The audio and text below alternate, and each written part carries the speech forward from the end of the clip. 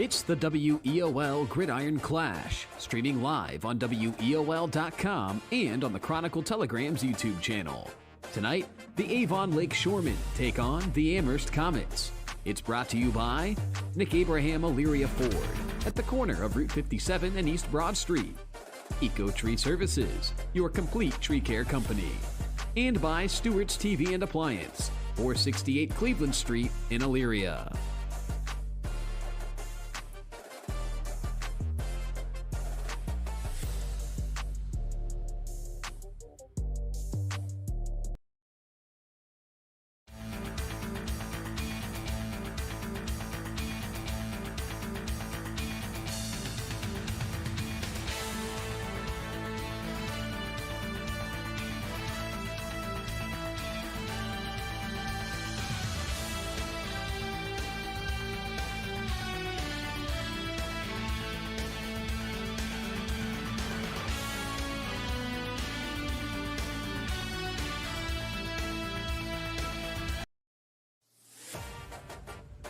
It's the WEOL Gridiron Clash, streaming live on WEOL.com and on the Chronicle Telegram's YouTube channel.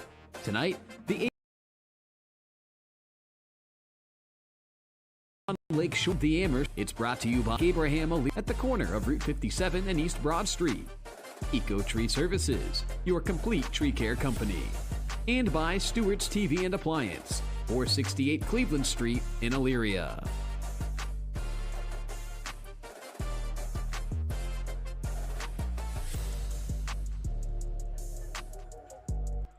And welcome out to Avon Lake Memorial Stadium here in Avon Lake, home of the Shoremen, for tonight's Week 5 Southwestern Conference Game of the Week here on WEOL.com and on the Chronicle Telegram YouTube channel. Happy Friday, everyone. I'm Rocco Nucci. To my right, Tom Evans, my color commentator for the afternoon and evening. Jared Kozar, our on-site engineer, with Gary Pelter, cameraman extraordinaire, in the house as well for tonight's contest. Tom, certainly thrilled to be back on the broadcast here with you. Just a couple of short weeks ago, you and I were, just a couple of minutes away, right, over at Avon for Eagles and Tarblooders, and what ended up being a really good non-conference clash in Week 3, and I think we're both really looking forward to this one tonight, a rematch of a game a year ago that got really interesting late over at Amherst, but one that saw the Shoremen victorious and extend their winning streak in this series to, 25 games now, 25 straight. Avon Lake has knocked off Amherst. Yeah, real exciting.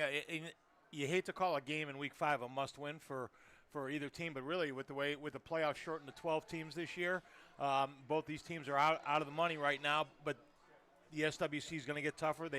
Both these teams know they still have Olmsted Falls, Avon in front of them, as well as a pretty good North Ridgeville team. So they've got some tough ones left. This is a must-win for conference purposes and for those playoff purposes. I think everybody was, we need to narrow that down from 16 to 12 teams. These are some of the teams that are going to be in that tweener range right now that are maybe going to pucker up a little bit.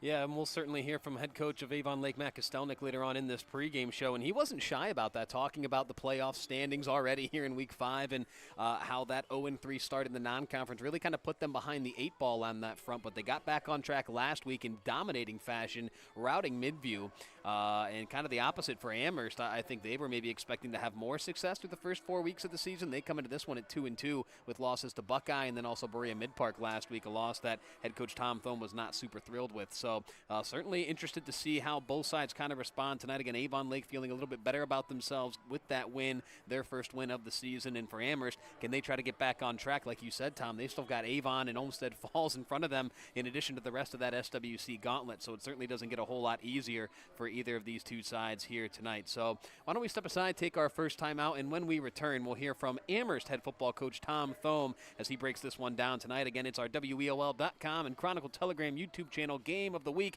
here at Avon Lake. It's Shoremen and Comets right here again on the Chronicle Telegram YouTube channel. And Tom, where else? WEOL.com. At Nick Abraham Elyria Ford this month, you choose. Right now, get the Escape, Mach-E, Mustang, or Bronco Sport for only $399 a month with 0 down, or the Bronco, Explorer, or F-150 for just $499 a month. At Nick Abraham Elyria Ford, we make it that easy. Hi, Tim Elkhorn, radio voice of the Cavs. For several years, you've heard me talk about Ecotree Services on WEOL. Recently, I needed trees removed, so of course, I contacted Ecotree. They did an incredible job. The folks at Ecotree were timely, efficient, and the work was flawless. Take it from me. When your trees need attention or even require removal, contact Ecotree Services. Like me, you'll love their work. Find Ecotree Services online at ecotreeservices.com. Tonight's game is brought to you by Stewart's Appliance. Family owned, locally trusted, and proud to support Lorain County. Whether it's a new fridge, washer, or stove, Stewart's is here for you. Stewart's Appliance, serving families, supporting community. Back here on the pregame show for our WEOL.com and Chronicle Telegram YouTube channel. Game of the week. It's Amherst visiting Avon Lake for a Week 5 SWC clash. And let's talk some Comet football with head coach of Amherst. That is Tom Thome. Coach, as always, we greatly appreciate the time here on the pregame show. And look, I know results-wise last week it didn't go your guys' way, but I wanted to start with just playing at that new, home facility for the very first time. I got to read about it in the Chronicle. Seems like it was just a tremendous atmosphere for you guys over there, and that looks like it's going to be a really awesome place to play, not just this year, obviously, but for years to come as well. What was that like, getting to play at home in that new facility for the first time? Thanks for having me on. It was great. It was jam-packed. The kids were great. The student section, band did a great job. We had a food truck with Hot Dog Heaven. So it was a lot of fun. The night didn't go the way we want, but we've got to overcome obstacles, regardless. We got finished drives, we got to tackle better, and regardless if we're home or not, we got to overcome other obstacles as well. When you talked about that in the Chronicle, following that one, I imagine just execution and, like you just kind of alluded to, Coach, cleaning things up. I imagine that's the bulk of the messaging this week to your kids, correct? Oh, without a doubt. We can't get in the red zone 3 times and come away with, no points, regardless of, what's going on. And defensively, we got to tackle better. We can't give up touchdowns on 4th down. We got to shore things up. Can't have communication errors in the secondary. And then, even special teams, we need to execute. We did not have a good game with special teams. So all of that has been a focal point this week. As far as some positives go, I think not just for last week, but through this first couple weeks of the season, a lot of the, chatter about you guys before the season, I thought maybe revolved around the passing game, considering with, Cy Christensen coming in, obviously the receivers, the weapons that you guys have over there, but 225 rushing yards for you guys last week. Peyton Gillis had 150 of those. Is that an area that you're maybe not surprisingly pleased with after the first 4 weeks, but, I got to imagine you're happy with what you've seen from the ground game? Well, absolutely. I thought we executed our game plan really well offensively. But, we get in the red zone and then there becomes yellow hankies left and right. And we've got to be able to overcome that, and we can't let that stop us. But, we saw what Berea was going to give us, and we took it. And I say that to you all the time, Rocco. Like, we're not a team that just says, hey, we're going to throw it, we're going to run it. Like, if we see something in a defense, that's how we're going to attack them.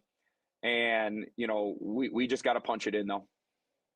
Again, talking with Tom Thome, Amherst head football coach. They're getting set to take on Avon Lake here in Week 5 on our Chronicle Telegram YouTube Game of the Week, also live on WEOL.com. So when it comes to cleaning those things up, right, Coach, you don't have to give me all the secrets and the X's and O's, but is that more execution? Is that better communication? What all goes into just trying to get some of that stuff shored up? I think it's a little bit of everything, you know what I mean? Offensively, with the penalties, we're going to mix some things up with some people and personnel. But, it goes back down to the basics. Your O-line's got to fire off low, use their hands and drive their feet. Defense, tackling's a want to, you know what I mean? You can't teach a kid how to tackle in terms of, outside of like technique. And with special teams, those aren't plays off. I think as a team, we've seen how we do with great weeks of practice, and we've seen how we do when we don't have the best weeks of practice. Thankfully it's a long season. There's a lot of the season ahead of us, and this is a huge game for us. The attention to detail and the aggressiveness and preaching, that every play matters has been a big focal point this week. Are you able to see that in practice when you talk about, a good practice or a not as good practice? Is it fairly obvious throughout the course of a weekday afternoon when you guys are out there, whether the guys are truly locked in and engaged with what you guys are doing or not? What all goes into, I guess, making a practice one that Coach Thoma is pleased with at the end of the day? To answer your question really easy, Rocco, yes. Yes, you can tell easily if it was a good one or a bad one. You know what I mean? And they're high school kids. There's a lot of things that go through their mind. And, it's the season where everyone's getting sick and homework is now piling on. We got homecoming season going on. Yeah. For that 2.5 hours that you're on my practice field or our practice field, I'm sorry, you got to wash that, you know what I mean? And if you don't perform in practice, it's going to show on Friday night, especially with the competition we're playing. I mean, you can't take a day off and think you're just going to show up and beat an Avon Lake or anyone else in the Southwest Conference. Well, let's talk about that matchup with, the team that you just mentioned, Avon Lake, your guys' Week 5 opponent. Kind of a surprising start for them. They come in at 1-3. They pick up win number 1 last week with a huge win over Midview. I know they had a pretty tough non-conference, but they finally get their first win last week. As you've kind of started to get ready for them this week, what are your thoughts on this year's Avon Lake team? What's kind of the thing that concerns you with them? I think they're an extremely talented team, and obviously I don't view them as a 1-3 team. Their non-conference was brutal. But this is one of those games, and most games in the Southwest Conference, records really don't matter. History has not been on our side for the last 25 years. So, we know that going into this, and we know we've got to, go into this game thinking we got to be perfect. We got to execute. We can't have stupid penalties or missed tackles. We can't afford to have a bad day of practice. I think they got an extremely talented sophomore quarterback. I think he's had some ups and downs, but last week he was tremendous. I believe it was four touchdowns. Aiden Stewart, I think, is maybe the best player in this conference. He sure as heck the most challenging to defend on a one-on-one. And then, they only have that Max Riley kid too, who, by all accounts, great human being, but just a phenomenal football player. And their defense, I think they might have either the best or the second best defense that I've seen all year. Now, I haven't seen tape on every Southwest team, so no one can use that as bulletin board material. But, man, they get after it defensively. They are fast. They are aggressive. I respect the defense that lays it on the line every single play. So they might be 1-3, but I don't think they're a 1-3 team. But on that same token, I don't think we're a 2-2 team. Yeah. I think we're better than what our record shows. Ours is more like, are we going to do it? You know what I mean? And Avon Lake is a great team. Great. Tremendous respect for the coaches over there. But at the end of the day, we got to perform. You know what I mean? And it's us looking in the mirror and do we want to execute? Do we want to get it done? Quickly, because I always, we end with the keys to victory, and I do want to ask you that, but I guess just quickly kind of piggybacking off of that, is that hard to relate to the kids at times? We talked about kind of the, the mental roller coaster of high school athletes sometimes. Is it hard to relay that message at times? And not just with this year's group of kids, but, focusing, like you just said, on us, what can we do to win tonight? What can we do to put our best foot forward, as opposed to worrying about, what's happening on the other sideline or Avon Lake sideline? Is that kind of a challenge each and every week with your guys? To be honest with you, Rocco, that is the challenge in high school sports these days. Mm-hmm. It's not X's and O's. It's how do you motivate these kids? 25 years ago, my coach didn't have to tell me to do a single thing. I just went out and did it. You know what I mean? Yeah. But these kids, and I'm not making excuses for them. You throw in social media, you throw in all the distractions they have. You know what I mean? Yes, you got to keep them rolling. You know what I mean? And that's why, they pay us the big bucks, right? But keeping them engaged and locked in, that is a challenge. You know what I mean? I hear you. Well, social media was on the rise, right when I was finishing up high school. So I can't even imagine, the level that it's at for the kids. When I tell my students that when I needed to know something, I had to go buy a newspaper, they think I'm the craziest person ever in high school. I tell them my sister Tanya and I used to stop at Speedway. I'd get chocolate milk and a newspaper, and they think I'm crazy. Hey, well, we here at the Chronicle, Telegram, and WEOL certainly appreciate your continued newspaper support. So we'll take that. All right, Coach. Well, we can close with this as we always do. What are a couple things you guys need to do well here tonight for a Week 5 victory? Offensively, we got to finish. We got to finish drives. We were inside the red zone 3 times. last Friday night, and we came with them 0 points. Defensively, we got to continue to swarm the ball. We have to tackle a lot better, and we can't have breakdowns. And special teams is key. Everyone wants to talk about the gameplay, but the last 2 years, I feel the difference between us and Avon Lake have been the special teams. They returned a punt for a touchdown last year, and then 2 years ago, their punter put the ball inside the 20 and inside like the 5 2 different times. Wow. So the kicking game is going to be a tremendous part of this game, in my opinion. Special teams always does play a bigger factor than we might think. So, well said. Coach, as always, greatly appreciate the time here on the pregame show. Best of luck to you and your comments here in Week 5. Thank you so much, Rocco. And that is Amherst head football coach Tom Thome, kind enough to share some time with us here on the pregame show. We'll step aside, take another quick timeout. When we return, it's the opposing head coach at home here tonight. That's Matt Kostelnik, head honcho of the Avon Lake Shoremen. He joins us next right here. It is the WEOL.com and Chronicle Telegram YouTube channel Game of the Week. Don't go anywhere. Coach Kostelnik coming up next. At Mick Abraham Elyria Ford this month, you choose. Right now, get the Escape, Mach-E, Mustang, or Bronco Sport for only $399 a month with 0 down.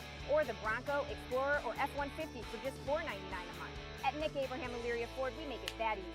Hi, Tim Elkhorn, Kev's radio voice. Recently, we had some trees removed. So again, singing the praises of Ecotree Services. In a few hours, Ecotree had removed the unsightly trees, cleaned the debris, and opened the area for a new fence. I can't say enough good things about the people at Ecotree.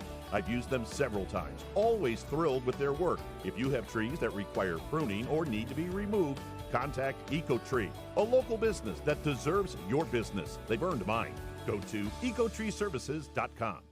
Tonight's game is brought to you by Stewart's Appliance. Family owned, locally trusted, and proud to support Lorain County. Whether it's a new fridge, washer, or stove, Stewart's is here for you. Stewart's Appliance, serving families, supporting community.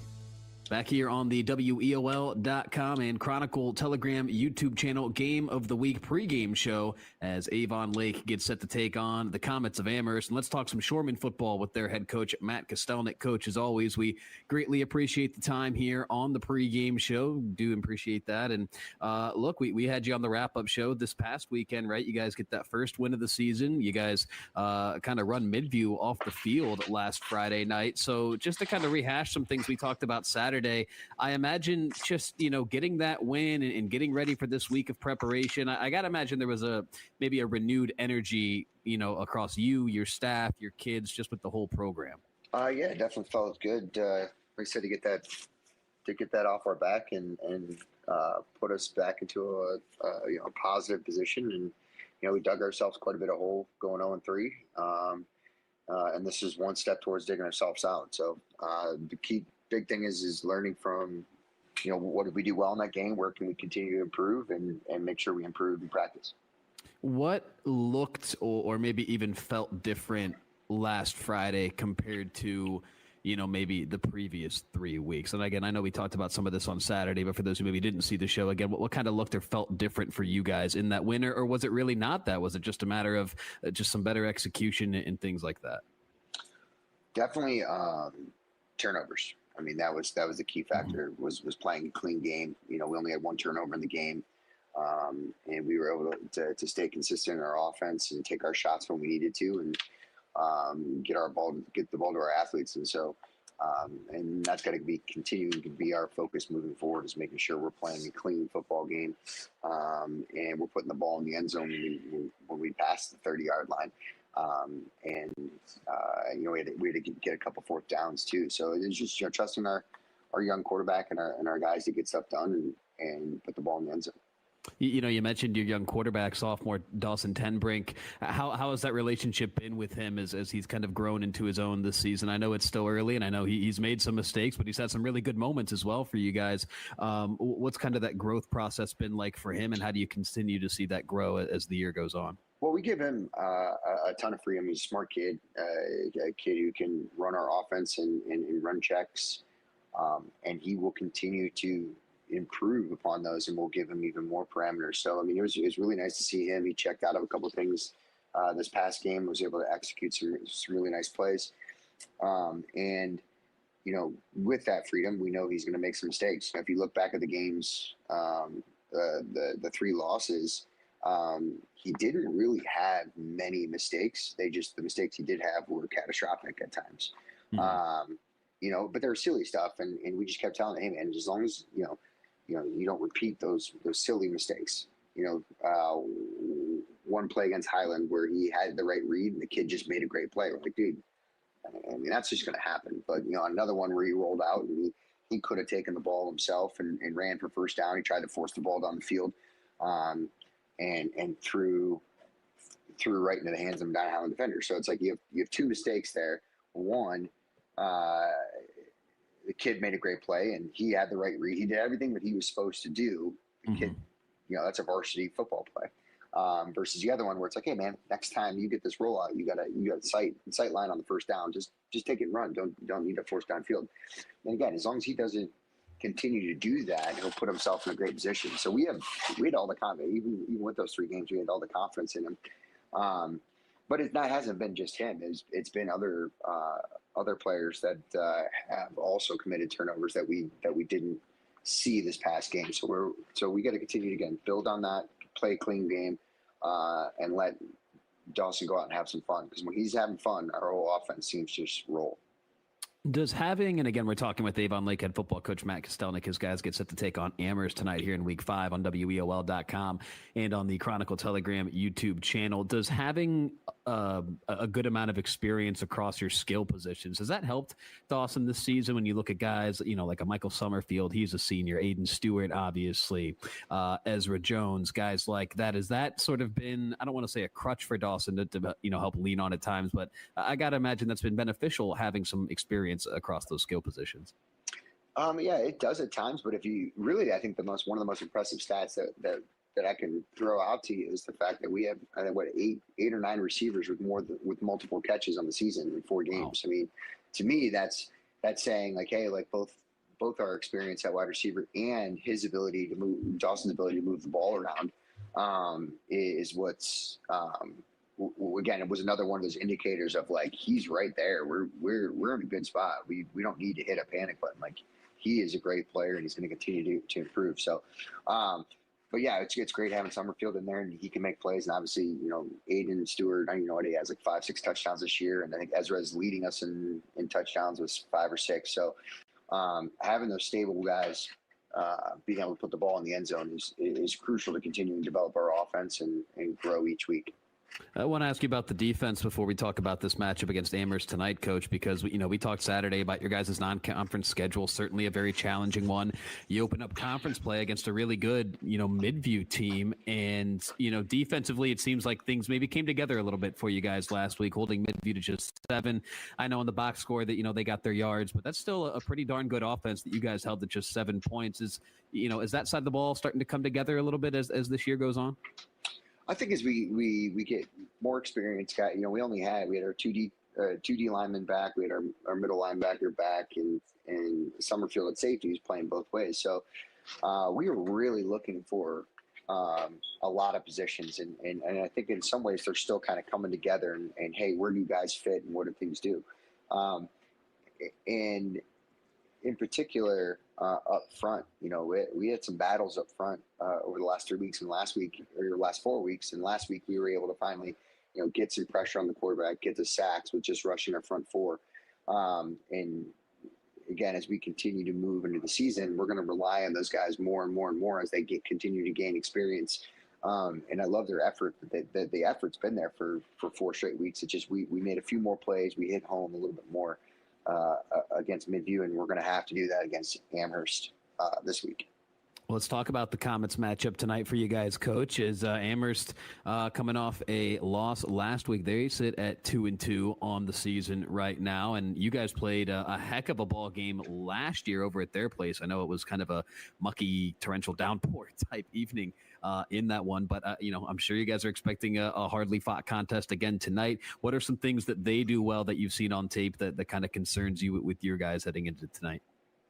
Well, I mean, starting off with the offensive side of the ball, I mean, they have a quarterback that can sling the ball. I mean, he can get the ball downfield, and he's really great with his feet, in particular if the play is broken. So we got to keep this kid in the pocket if we want to find success. And then as far as their run game is concerned, they do a dual threat couple running backs in the backfield that can get loose at any time. So really, it's we've got to force third and long situations. We got to get that quarterback to panic a little bit. But when he does, we got to keep him in the pocket and not let him go free, because kid's great at extending plays and he's got the arm, to get the ball downfield. So, and they have some really skilled wide receivers. So again, we got to play a clean game. We got to win our matchups when we get them, and we got to hit home, or at least get a quarterback hit when we rush with our 4 guys.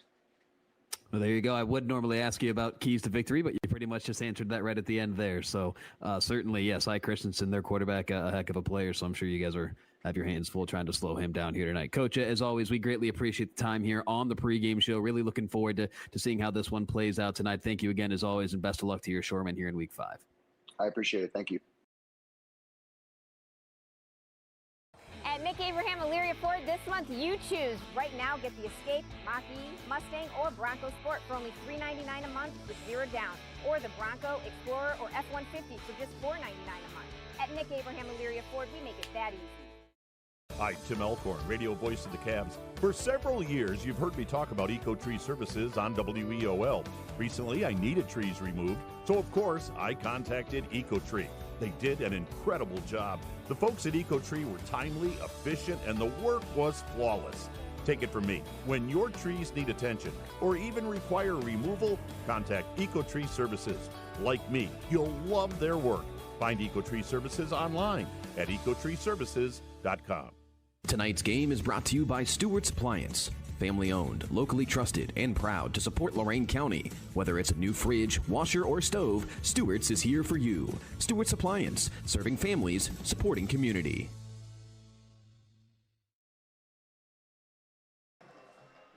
Back here at Avon Lake Memorial Stadium, big thanks to both head coaches, Matt Kostelnik of Avon Lake and Tom Thome, the head coach of the Comets of Amherst. Again, big thanks to both of those gentlemen for joining me here on the pregame show. Big thanks to all 3 of our sponsors tonight. They are Nick Abraham Elyria Ford at the corner of Route 57 and East Broad Street, Ecotree Services, your complete tree care company, and by Stewart's TV and Appliance, 468 Cleveland Street in Elyria. Again, happy Friday, everybody. Welcome to the WEOL.com and Chronicle Telegram YouTube channel. Game of the Week, Rocco Nushi, Tom Evans, Jared Kozar, Gary Pelter, all on site for this one tonight in Week 5 SWC action.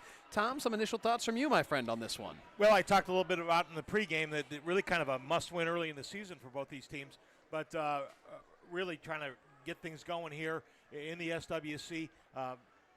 They both have the meat of the schedule ahead of them. They both have Avon Lake, Olmsted Falls, and some of that gang ahead of them. So North Ridgeville's playing really good football. So sure. This is an early season crucial game for both these teams. Yeah, certainly is. Avon Lake again got their first win of the year last week, 39-7 over at Midview as they routed the Middies. So they are certainly looking forward to what could be some home cooking for the Shoremen here tonight. And for Amherst, they come into this one 2-2, taking a loss at home 20-19 last week against Berea Mid-Park. It was the first game played in kind of that facelifted stadium over there at Amherst, so I'm sure they're disappointed with the result of that one. I'm sure they'll look to take out some frustration on the Shoremen here tonight with the Comets. Yeah, I want to talk a little bit about scheduling. Everybody's all about teams beefing up their non-league schedule until it's them. Okay, you look at Avon Lake's non-league schedule. That's just ridiculous. Strongsville, Lake Catholic, Highland. Strongsville much improved. A 1-point tough loss over there. Lose by a touchdown to Lake Catholic, and we know how good Highland is. We saw them give Avon all they could handle last year in the regional final. So that's all well and good, but that didn't help them a bit when it comes to this playoff run and being in the top 12. Yeah, no, it doesn't. And so that is the job or the task, I guess, for the Shoremen the rest of the way. It's just to, kind of like you said, just stack some wins together, get through that schedule the best you can, and that starts tonight at home with a Week 5 game against Amherst. And again, the Comets, of course, looking to avenge not only last week, but last year's loss here, not here, but over at Amherst in a loss against Avon Lake. It was a furious comeback amidst the downpouring rain over there in Amherst, but the Comets ended up falling short 28-20 in that one just 1 year ago. And again, it's been 25 straight Avon Lake wins in this matchup against Amherst. So the Shoremen won the coin toss. They will defer to the second half, so it'll be the Comets of Amherst that open up the night with the football. As back deep to return will be David Duziak and Michael Passarello. Instead, it's a squib kick, and that's into the hands of number 33. He's out across the 30, just shy of the 35. That's Tyler Den, the senior wide receiver. I know Jared Kozar here with me. We saw some of him in that Amherst State Baseball Championship run. Tyler Den, a big part of that lineup for Coach Roz in the Comets last spring, but a nice return there on the turf here tonight. So looking at this Comet starting lineup, Evan Swears up front at left tackle. Jordan Hatfield is the senior left guard. Hunter Thornsberry, the senior center. On the right side of the line, it's senior right guard Hunter Farlow. Christian Wolf, he is the right tackle. He is a junior. Quarterback is senior Cy Christensen. 806 yards for him this season, 8 touchdowns. And we'll get you the rest of that Comet lineup here shortly as Christensen sits in the shotgun. 4 wide receiver look. They are bunched in a trips look on the near side of your screen. 1 solo man on the far side with running back, I think that's Passarello behind him, either him or Peyton Gillis. That's Gillis, actually. It's going to be a quick screen pass. That's complete to Cale Charles, and Charles has nowhere to run. He gets blown up right at the line of scrimmage as they try to get Cale Charles, one of the better athletes on this Comet team, in some space, but Avon Lake did well to close on him quickly for no gain. Charles comes in with 14 catches for 196 yards. And Coach Thome talked about this Avon Lake defense. He thinks this is one of the best defense he sees, and I'd like to describe them. They always play like their hair's on fire. Sure. And you watch Avon Lake's defense, and you always feel like there's 14 or 15 guys on the field the way they fly around to the football. So Christensen again with that same look offensively, trips to the top side of your screen now. 1 solo receiver on the bottom side. That's senior Peyton Leibacher. 10 receptions on the year for him. Peyton Gillis in the backfield with Christensen. Christensen is going to keep it himself, looking right sideline. Gets a nice block from Gillis and the right side of that line. He's out across the 35 up near the 40-yard line. So a good pickup there on 2nd and 10. Sets up about 3rd and medium here. Where did they spot that one at? Right at the, kind of a tough spot there. They'll give him the 37. He needs the 43, so 3rd and 6 now for this Comet offense, an early 3rd down. And Christensen comes in averaging 7 yards a carry, so he's a big part of that running game for the Comets. He certainly is. We saw a lot of it at Clearview before transferring over here to Amherst. The former Clipper quarterback, Cy Christensen, playing for the Comets here in his senior season. Grew up with a lot of these Amherst kids, as Coach Thome told me about earlier this season when I kind of asked about, the relationship between Cy and some of these guys on this football team, and didn't really take long for them to develop chemistry. Here's Christensen rolling to his left side. He's looking. He's got a man, and he completes it. Did he hang on? No. That pass incomplete to David Duziak. Duziak had to sky upward for that football. Couldn't quite keep it under control as he came crashing down to the turf. So an early 3-and-out forced by the Shoremen defense. Certainly what head coach Matt Kostelnik probably wanted to open up this ball game. And that just out of reach of Duziak's hands. And Duziak comes in with a pretty fair number of catches for 7 on the season for 201 yards, averaging 28 yards. He would have had the first down if he could have pulled that one in. So now Christensen gets set to punt this one away. It's Michael Summerfield back deep to return for Avon Lake. You'll see a combination of him and Aiden Stewart throughout the night returning punts for the Shoremen. As the snap is back to Christensen, he punts this one away, end over end, heading toward the sideline. Summerfield catches it just inside the 25. Now he's out across the 25, past the 30, bringing some tacklers with him. Takes a late shot near the boundary, and no flag. All right, so Summerfield, a nice physical return there, was escorted out of bounds. Maybe took a shot after he stepped out, but no penalty. So Avon Lake will set up shop at about their own 35-yard line. Decent starting field position here for the Shoremen offense, led by sophomore quarterback Dawson Tenbrink. Tenbrink on the year, 806 yards passing. He's 59 of 100 through the air, 7 touchdowns. But here's kind of the thing with Tenbrink, though, Tom. 6 interceptions. That turnover bug has kind of been what's bit Avon Lake through this first half of the season. And I think, part of that schedule has a little bit to do with it. Sure. That's some pretty tough company to throw a sophomore out against. And I get the feeling from Matt Kostelnik at the interview that he's kind of maturing a little bit, and he's doing a much better job now in Week 5 than he was early on. So a flag does get thrown. Did we indeed get a late hit? Okay, so the flag was just hiding there on the sideline. So, or did that go against Avon Lake getting hit with the 15-yard penalty? It was a personal foul, and we're not really sure where we're marching. Tom, we were talking off air about some of the officiating issues we've seen the first half of the season, and it took about a minute and 50 here, or a minute 10. I'm sorry to have our first issue. The first conference call. There you go. It's been really tough to see any of the games get into a flow this year. I know that the officials want to get it right, but boy, they're spending a whole lot of time conferencing out on the field. So that one does go against Avon Lake. I'm not sure what happened because Summerfield looked like he took a bit of a late shot out of bounds. I think that was for somebody driving a cover man out of bounds down here a little bit earlier. All right, so Tenbrink, the sophomore, in the shotgun, takes it, passes it, complete out across the 25, 30. There he goes down the sideline across the 50. Nobody's going to catch him. 30, 20, 15, 10, 5. Touchdown, Shoremen. Aiden Stewart. Who else, Tom? Who else but Aiden Stewart? We heard Coach Thome say he thinks that Aiden Stewart might be the best athlete in the SWC, and that's just a drag route across the middle. They clear out underneath those line. He gets underneath the linebackers, and he turned the corner and he was gone. 80-yard touchdown catch and run there. Dawson Tenbrink to his wide receiver, Aiden Stewart. And we know all about Aiden. We've talked about him plenty here on WEOL over the years. The young man from Australia, but a heck of an effort there. Like you said, Tom, just a simple drag route. He did the rest with his legs, as on for the extra point here is Kyle Anderson. Snap back, hold down, kick is up, and it is good. So our score with 10:35 left to play here in the first quarter. It is Avon Lake 7, Amherst nothing. We'll be right back here on the WEOL Gridiron Clash. It's our YouTube game of the week on the Chronicle Telegram YouTube channel. Tommy, where else? On WEOL.com. At Nick Abraham Elyria Ford this month, you choose. Right now, get the Escape, Mach-E, Mustang, or Bronco Sport for only $399 a month with 0 down. Or the Bronco, Explorer, or F-150 for just $499 a month. At Nick Abraham Elyria Ford, we make it that easy. Tonight's game is brought to you by Stewart's Appliance. Family owned, locally trusted, and proud to support Lorain County. Whether it's a new fridge, washer, or stove, Stewart's is here for you. Stewart's Appliance, serving families, supporting community. So an 80-yard catch and run from Dawson Tenbrink to his senior receiver, Aiden Stewart, his 6th touchdown reception of the campaign. And the Shoremen strike first and strike early, 7-0. Avon Lake with 10:35 left to play in this first quarter. Again, welcome back. Rocco Nushi, Tom Evans here with you. Jared Kozar, our on-site engineer. Gary Pelter hanging out just below us, atop the press box here as we all made that daunting climb up the bleachers. I know Rocky Balboa over here, Jared Kozar, was certainly getting into it. Took everything we had not to start playing some Hearts on Fire when he got, that last quarter of the way there, but he found a way to persevere. Tom, you made that trek, I think, twice already today? Yeah, I was yelling to Jared, cut me, Mick, cut me. That's too many sets of bleachers for you today, Tom, I think. Absolutely. So. Safe to say none of us will have to be hitting the gym later this weekend. We got plenty of work out here tonight already.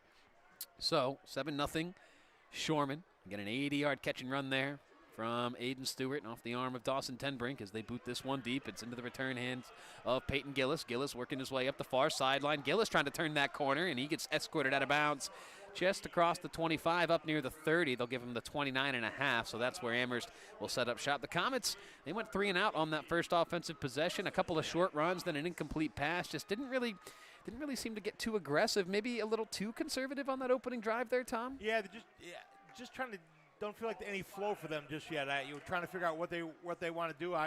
Coach Thome was very emphatic about, they take what teams are giving them and they're really going to attack it. I think they're just trying to see how Avon Lake's going to attack them defensively, because Avon Lake is going to attack you defensively. They certainly will. They got tons of athletes to the Shoremen defensively, and we'll get you those starters as soon as we can. As Amherst, they do like to work quickly offensively. 3 wide receivers set here, 1 tight end, 1 tailback next to quarterback Cy Christensen. That's Peyton Gillis, who's taken the bulk of the carries this season. Michael Passarello, he has certainly been a big part of this offense in the ground game. He's caught a few footballs out of the backfield as well, but really Peyton Gillis with his 44 carries, 257 yards. He's been the workhorse. They'll fake it to him here. Christensen looking deep down the field. He's got a man open, and he overshoots him. That was Peyton Leibacher he was looking for, and I don't think anybody would have caught him if Christensen was able to drop that one in the bucket, but unfortunately for Leibacher, it was just too far out in front of his outstretched hands. The pass falls incomplete. And I'll tell you what kind of arm Christensen's got, because he threw that one out of line. So, who was that in coverage? That was, I think, Davin Pence, the senior cornerback. He's out there with Elijah Bolins. The safeties are Michael Summerfield and Jacob Perry. Linebackers will be Mitchell Streeter, Samuel Huffman, Cole Whitaker. And up front for the Shoremen, it's Andrew Laser, Ian McGregor, Caleb Smith, and Eric Van Ewen. 4 wide receivers set here for Christensen, 1 tailback.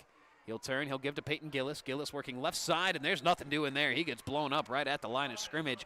That's good defense there by the Shoremen front. A couple of different guys in on the stop. Saw 16 Ian McGregor in there, making his 15th stop of the season. In these first 2 series, Amherst getting behind the sticks on first down. Completion for a very short, even a loss in the first series and an incompletion here, that makes second down a tough call. Makes third down a tough one as well. 3rd and long here, 3rd and 10 for the Comets at their own 29-yard line. Christensen will look back over to the sideline for the play call as head coach Tom Thome barks it out.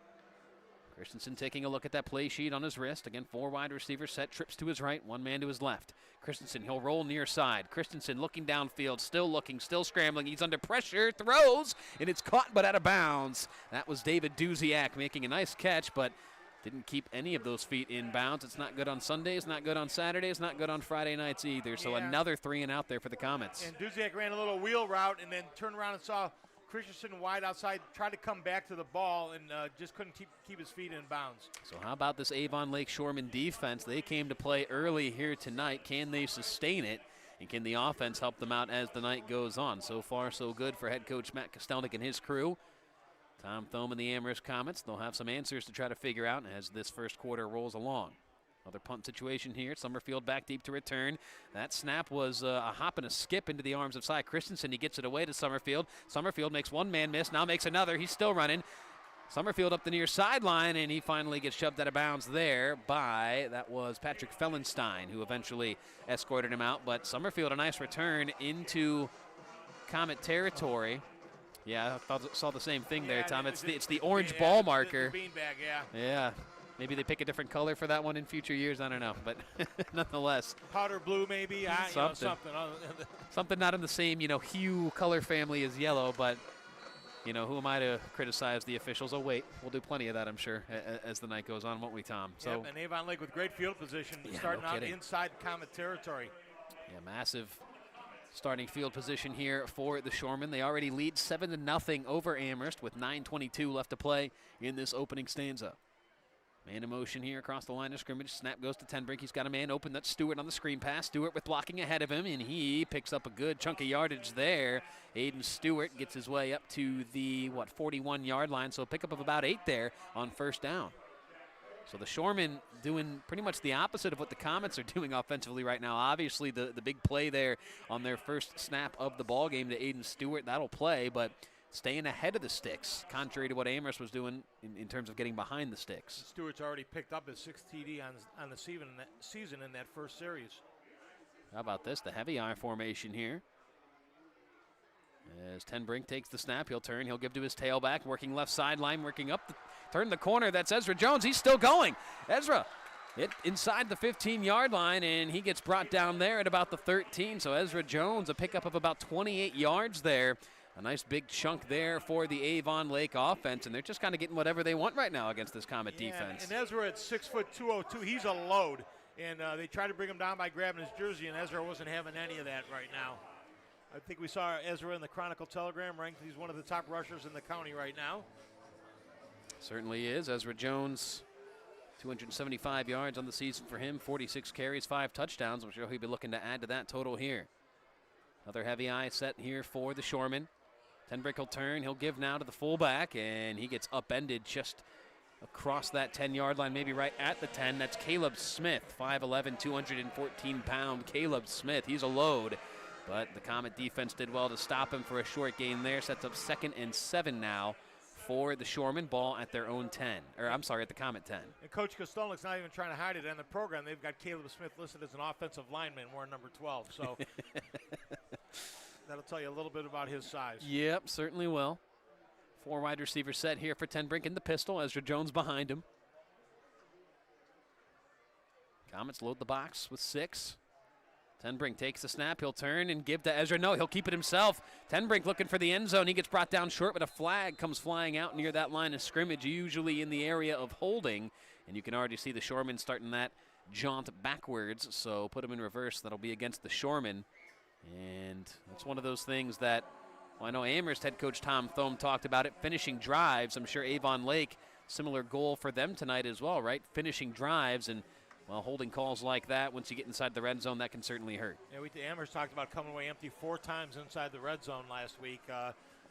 Penalties, mistakes, and said that can't happen if they're going to stay in the football game. Well, they had a goal-to-go situation, and they were backed up to about their own 40, as I had read in the following morning's Chronicle telegram. So, yeah, those are just, obviously that's not just one mistake. That's multiple mistakes you're committing once you get inside the red zone, especially when you're getting to those goal-to-go situations. Every coach loves a 4th and 40.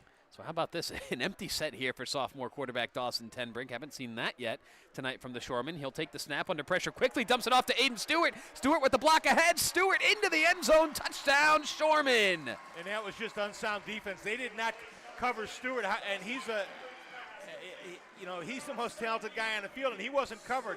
Amherst had 7 guys on the line of scrimmage, so somebody blew a coverage on that one because no one was on. He should have been manned up because Amherst was bringing the house on that one.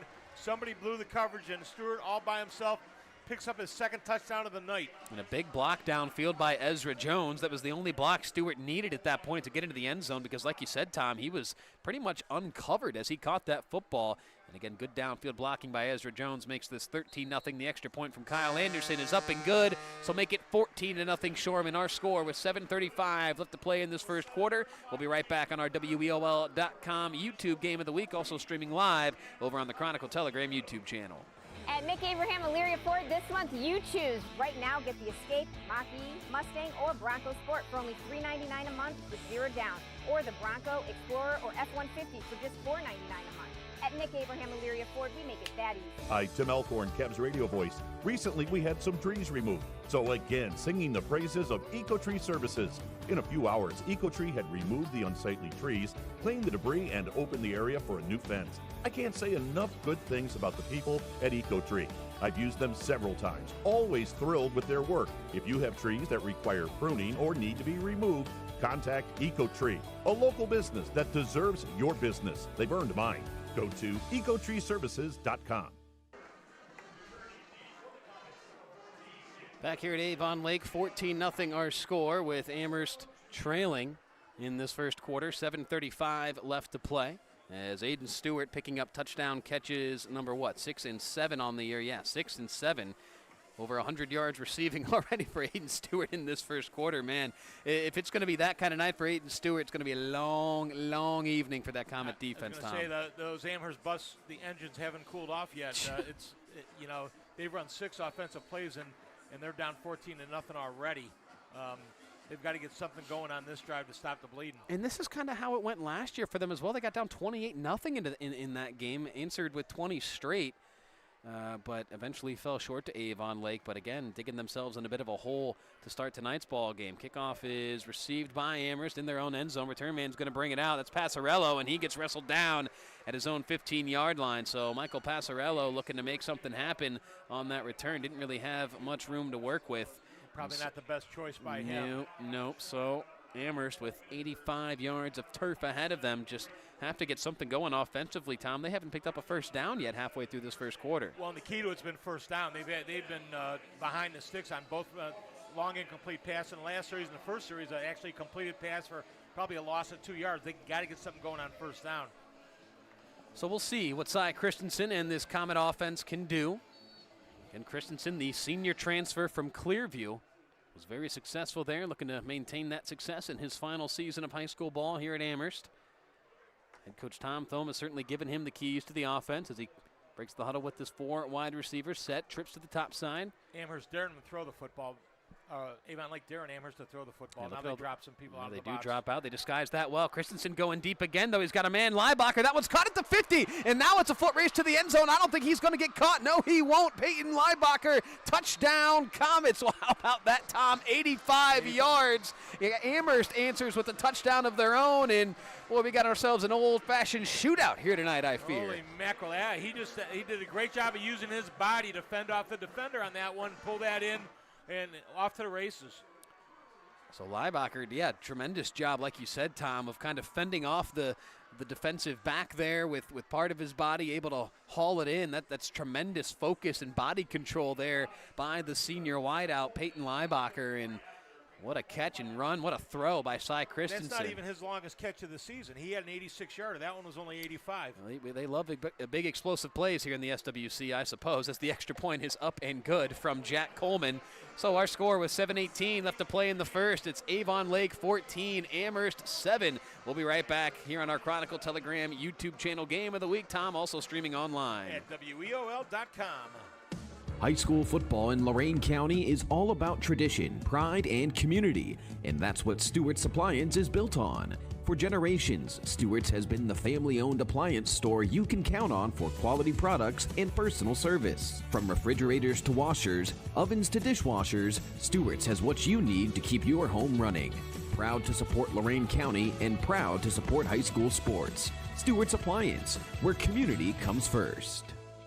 At Mick Abraham Elyria Ford this month, you choose. Right now, get the Escape, Mach-E, Mustang, or Bronco Sport for only $399 a month with 0 down, or the Bronco, Explorer, or F-150 for just $499 a month. At Mick Abraham Elyria Ford, we make it that easy. Back here at Avon Lake, 14-7 our score. Shoremen leading the Comets with 7:18 left to play in this first quarter. Who wants to play defense first, Tom? And that huge sigh of relief you hear is the Amherst sideline. After those first 2 drives by Avon Lake, I think they were kind of holding on, hoping not to get boat raced, and then they come right back in the game here at 14-7. Yeah, just a crazy start to this one here tonight. As elsewhere on the WEOL.com streaming network, our Stream 2 matchup at Vermilion, it's the Blue Streak of Sandusky paying the Fighting Cliff Germans a visit up there. That's our Stream 2 game tonight, and then our Medina County matchup on Stream 3 up in Sullivan as Columbia pays a visit to the Pirates of Black River. Michael Keefe, Chad Meyer have the call for you on that one. So again, 14-7 our score here at Avon Lake. 7:18 left to play here in this first quarter. As back and forth we go. Amherst with a pair of 3-and-outs. They follow that with a 85-yard touchdown strike. And as Tom said, not even Peyton Leibacher's longest catch and run of the year. That would be 86 yards. So Summerfield fields this one inside his own 25. Uh-oh, here he goes. Summerfield a hop, skip, and a step across the 40, and he gets wrestled down there at his own 41-yard line. So again, good starting field position, great starting field position, you could say, for this Avon Lake offense that really firing on all cylinders on those first 2 series. And we knew about Aiden Stewart coming in, but boy, Summerfield, he makes you kind of hold your breath too when he gets the football. He's got a lot of shake and bake in him. He can make something happen on every time he touches the ball. Averaging 14 yards a catch too. Not too shabby. No, not at all. So sophomore quarterback Dawson Tenbrink breaks the huddle. 4 wide receivers set for him, with Ezra Jones in the backfield with him. Avon Lake offense certainly sprung to life last week against Midview. Looking to maintain that now this week. We'll get you those Avon Lake starters here as soon as we can on offense. Get you the Amherst starting defense here as well. Action's just been too quick so far. And again, another quick hitter here for the Avon Lake offense. Pass is complete out across the 45, brought down across the 47.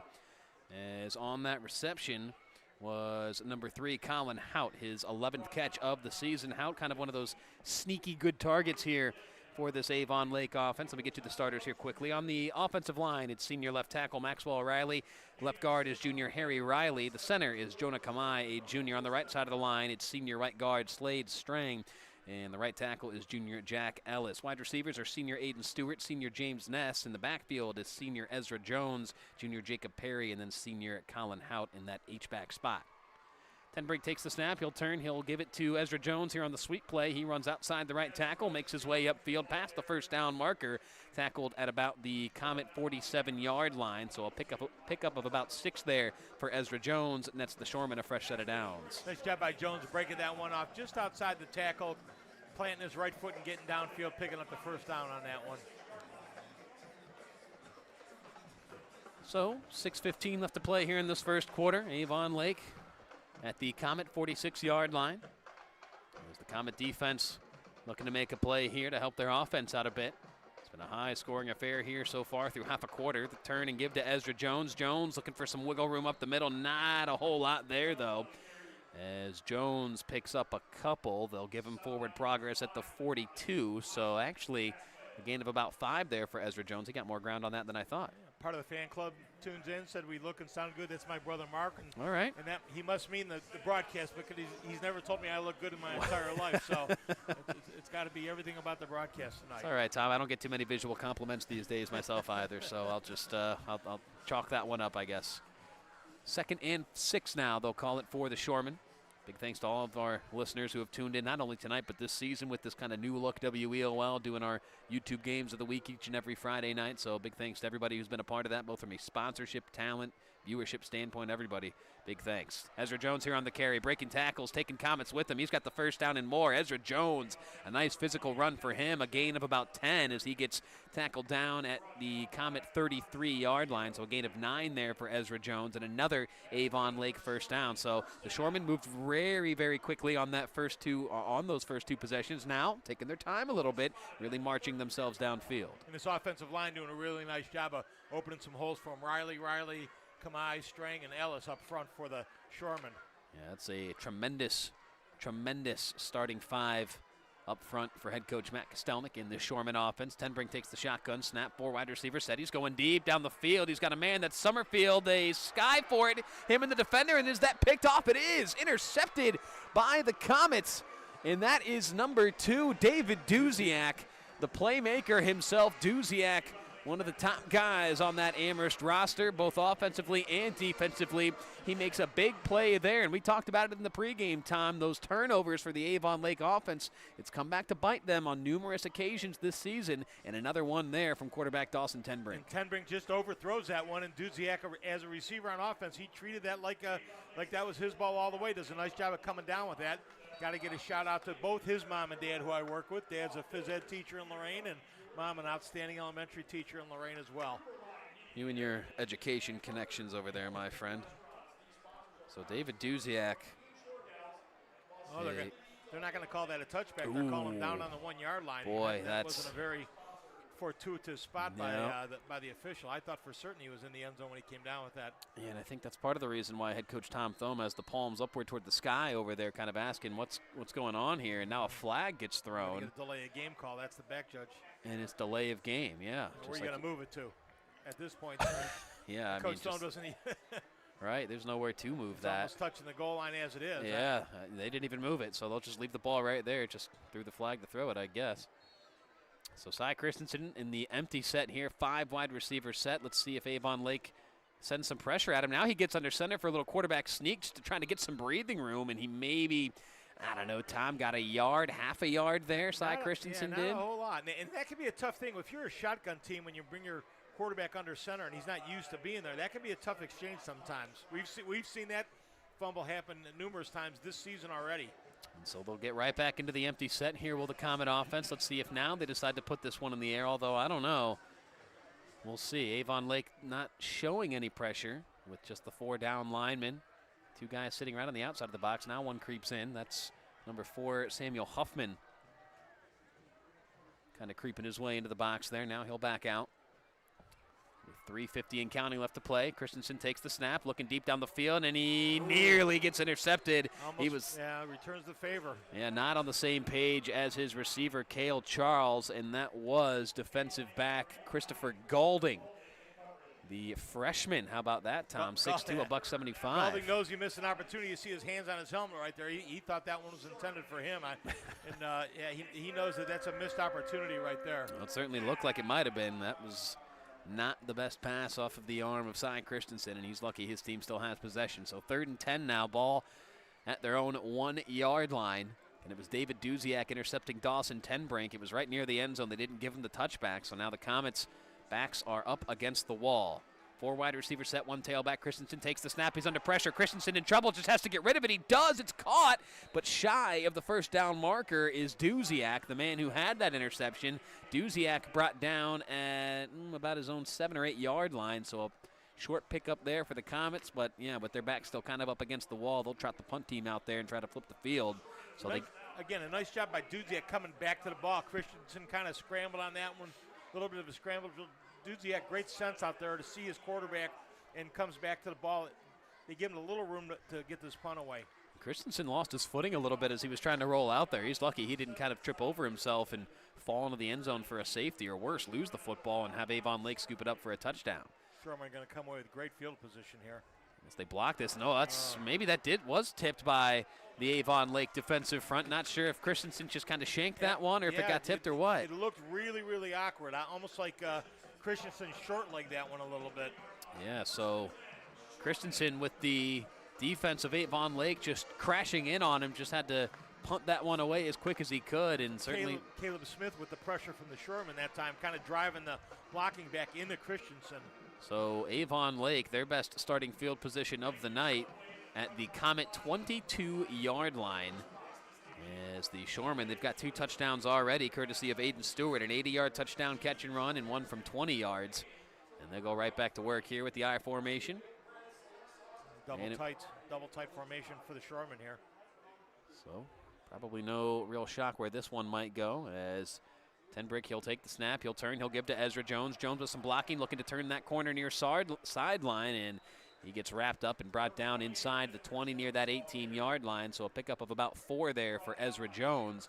Sets up second and medium now for the Shoremen offense. Jones reminds me of the old school Avon Lake running back, the kind of kid that can carry the ball 30 times a game and going to average about 6 yards a pop with you when Dave DeLugos was here terrorizing the sidelines. But Jones kind of gives you that look about him, like he's a kid that's ready for a big workload. They really only, it's Ezra Jones, Drake Rudnicki that get the bulk of their carries. Tenbrink, he'll carry it a lot himself as well, but really it's just sort of a 3-headed attack for Avon Lake in terms of guys that they trust running the football.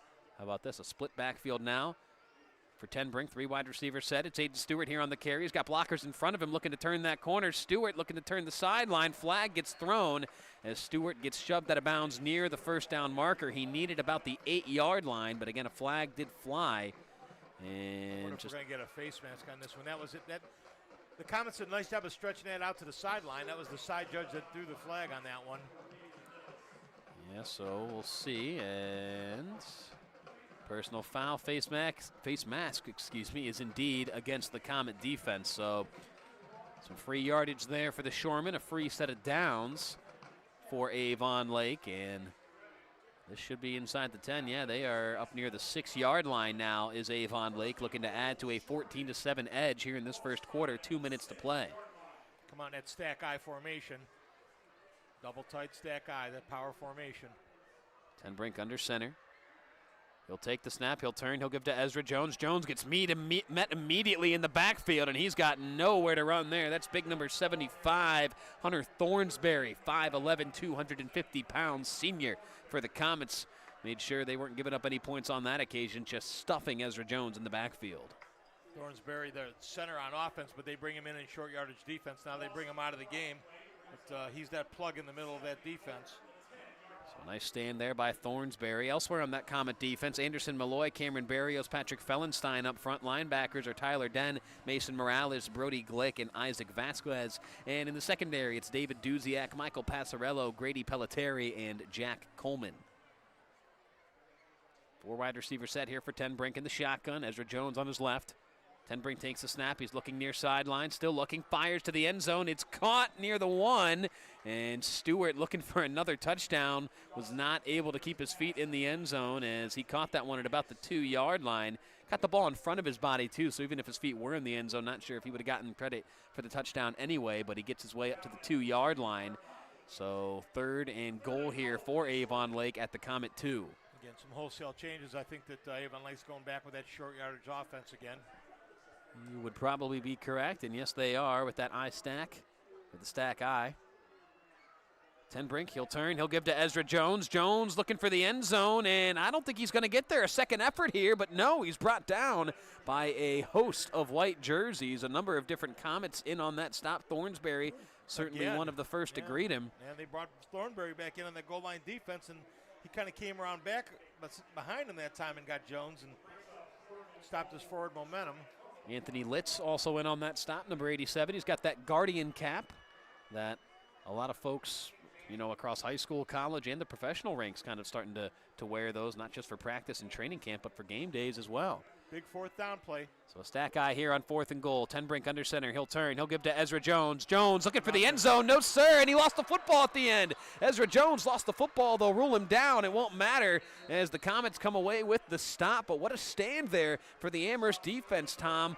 2 straight stops there from the 2-yard line on 3rd and 4th and goal. Boy, almost like Amherst knew where he was going because all their penetration was right over top of, well, they're running behind the Riley brothers over there, Harry and Maxwell. And Amherst just overloaded there and just outmanned them at the hole. Well, that's pretty much what that comes down to, right, Coach? I mean, that's just your guys against mine, and it's the Comets defense. My best against your best, and we beat you that time. Yeah, that's just who gets the better push there, you know, in the trenches.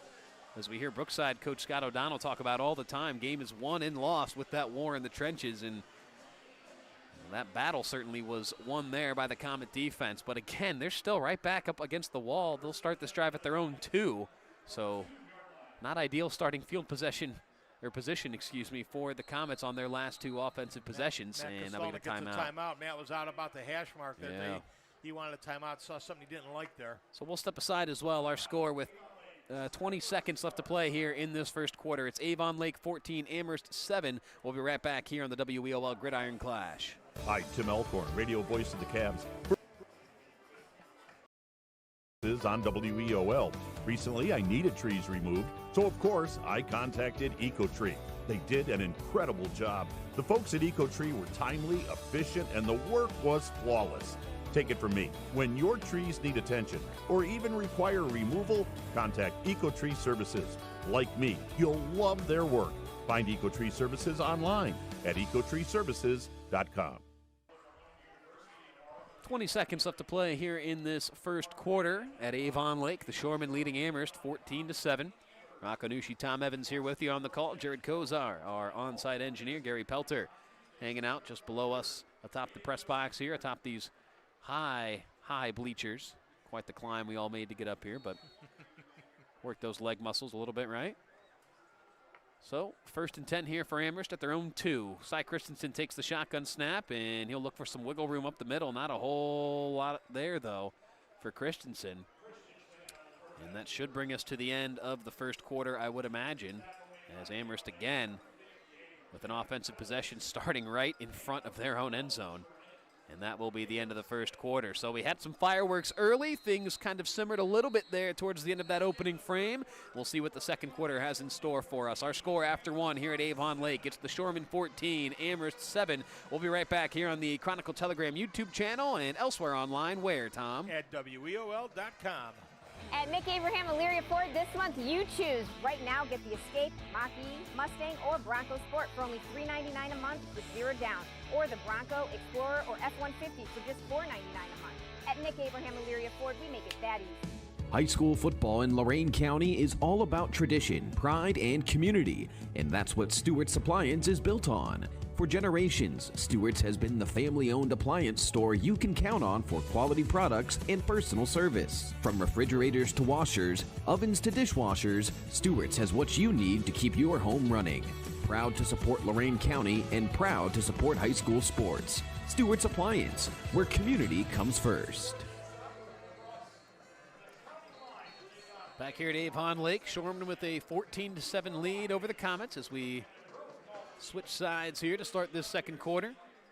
Again, make sure you guys tune in tomorrow morning for the Nick Abraham Saturday Sports Wrap-Up Show. Tom Evans making his 2025 debut on that wrap-up show. You're bringing us some donuts tomorrow, I heard? Yeah, I got that. One of the donut shops in Elyria is reopened over there, and I sampled their fare a week or so ago, and I think that it may not be nutritious, but it certainly will be tasty. Well, it's never nutritious on a Saturday morning over there at the Chronicle Telegram. I can assure you that, my friend, so no worries.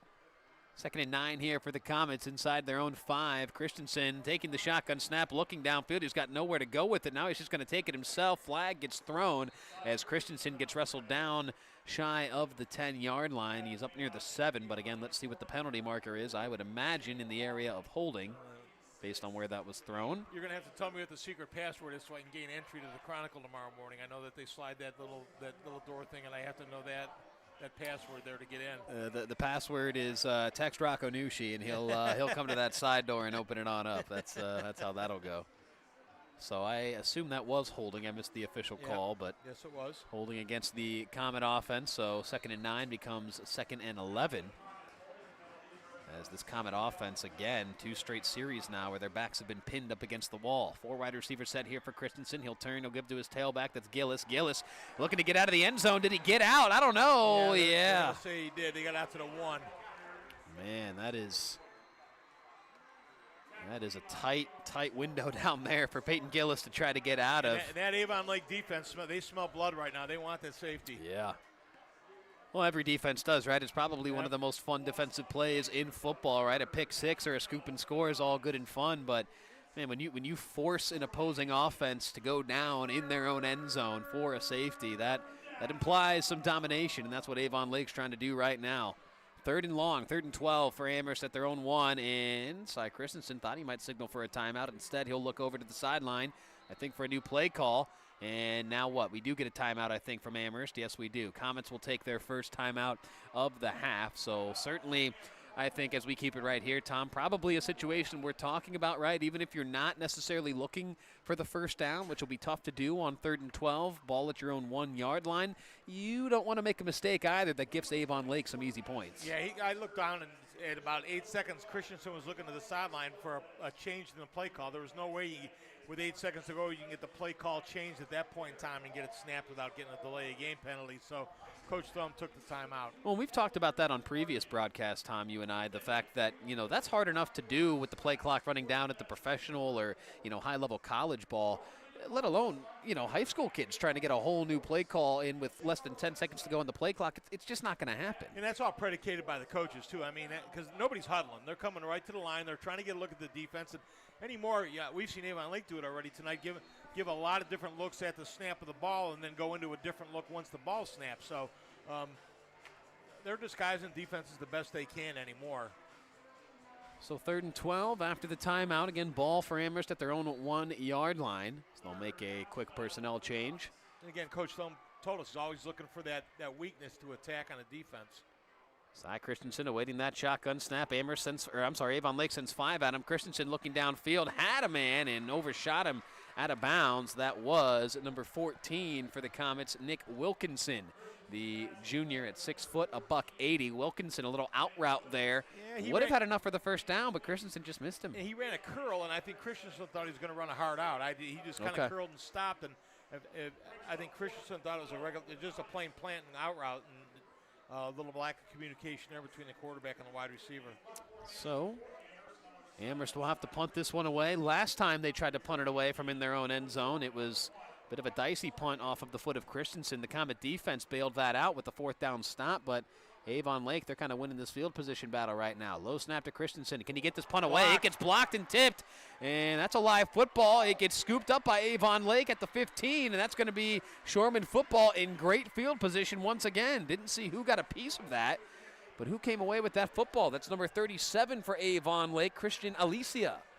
So the sophomore for the Shoremen doing a nice job pouncing on that football. Well, it bounced up in the air, and he was kind of fielded like a center field, and he was surrounded by about 4 Comets on that one. I think Coach would have rather had him let it hit the ground. Yeah.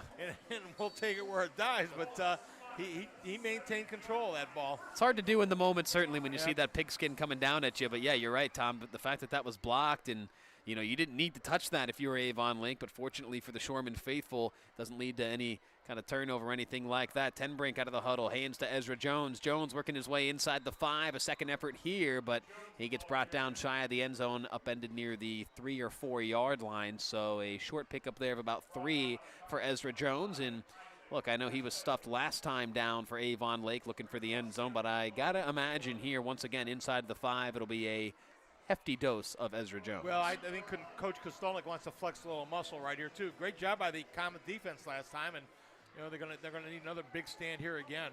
Yeah, can the Comet defense try to correct some things that the offense hasn't been able to do well here in the second quarter in terms of moving the football? Tenbrink with a man in motion. It's Summerfield. They'll give it to him on the jet sweep. Summerfield makes a spin move and now looks for the end zone. He gets brought down shy. A nice run there for Michael Summerfield on that jet sweep, but a nice job by the Comet defense to run with him and make the tackle shy of the end zone, although Summerfield gets his guys that much closer. They're inside the 2 near that 1 yard line now. That's Mike Passarello Jr. coming up on that. Mike's got coming into the game 25 solos, 30 assists.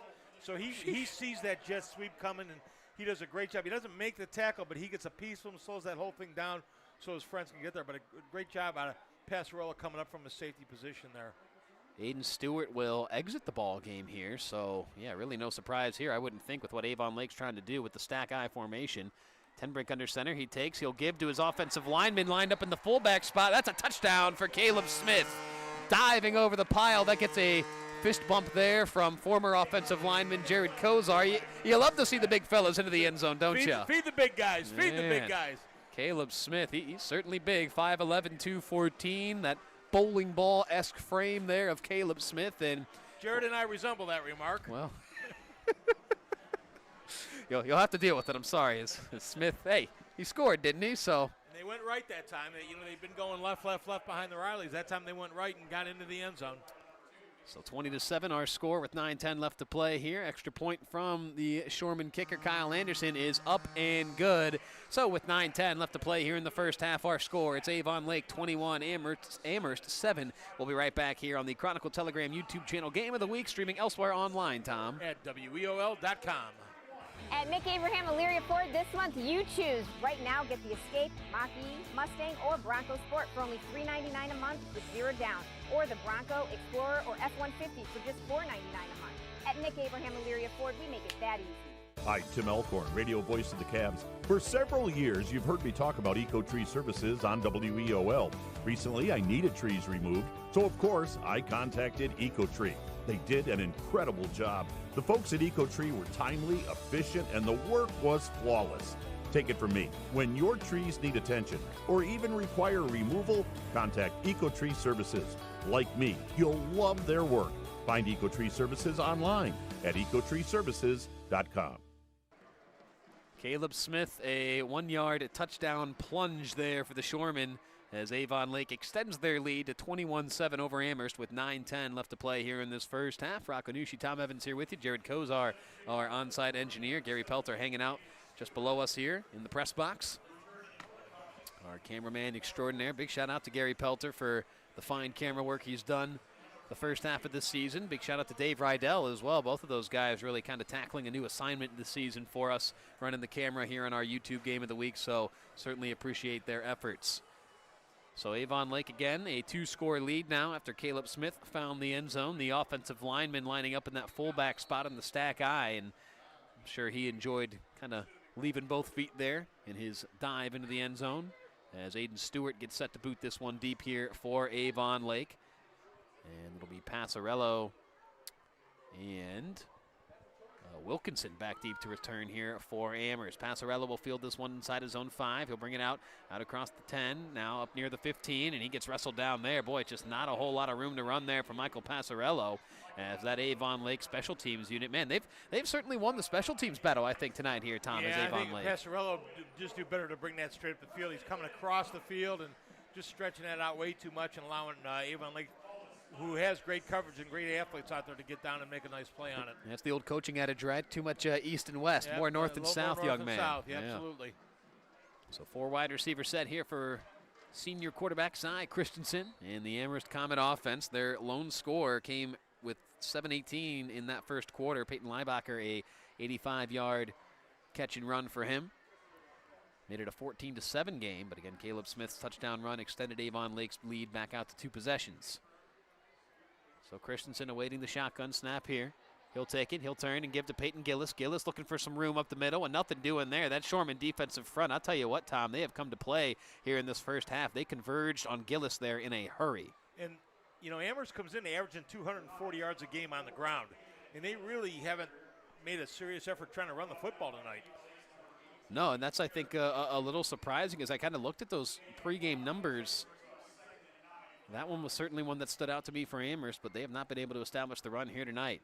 Now it's Jack Coleman in at the quarterback spot. Maybe a wildcat look here for Amherst. He took it off right tackle, but nothing doing there for Coleman. Maybe, I don't know, half a yard there for Jack Coleman, looking for some room, just didn't have it. And that's got to be a tell, because Christensen's the only one that's thrown a pass for Amherst, just as Tenbrink's the only one that's thrown a pass for Avon Lake this year. So there's no threat of Coleman throwing the football. He's going to run with it. It's a wildcat look. So Amherst trying to get a little creative here on offense, looking for something to sort of spark the offense to life here, but just nothing doing there. Christensen back in the shotgun here with the 4 wide receiver set. He'll roll strong side. Christensen got hit as he threw, and that one lands incomplete as he was looking downfield for David Duziak. Cale Charles was in the area as well, but Christensen under heavy pressure there on the instant rollout. Took a shot as he let that one fly, and another 3 and out here for the Comet offense. This Shoremen defense has come to play. Caleb Smith, the nose tackle, 5'11", 214, really getting some penetration, really taking a shot at Christensen there as he releases the ball. It's no nose tackle, Tom. That's the running back right there, well, if you ask him. And I'll tell you, we've watched for years Avon Lake kind of use what you might call undersized defensive linemen, and boy, they just get after people. Well, if you're Caleb Smith, I mean, you know, you got rewarded there with the short touchdown run. I'm sure he was fired up that whole defensive possession, and it showed right there. Another poor snap there on the punt team for Amherst. They finally get it away. Summerfield fields it at his own 50. Summerfield, a little shake, a little bake. Now the Comet defense catches up to him, and he gets wrestled down shy of the Amherst 45. Near that 47-yard line. But again, tremendous starting field position here for Avon Lake. Just feels like we've been on their side of the field the whole game. I'm sorry, like the Amherst side of the field pretty much the whole night here, Tom. And then Christensen took that one on the 3rd hop, so there were some problems getting the ball back there. Yeah. Christensen comes in averaging 34 yards a punt, so you know he's not as long of the year as only 42. So that he's just an athlete that can do a lot of things for you.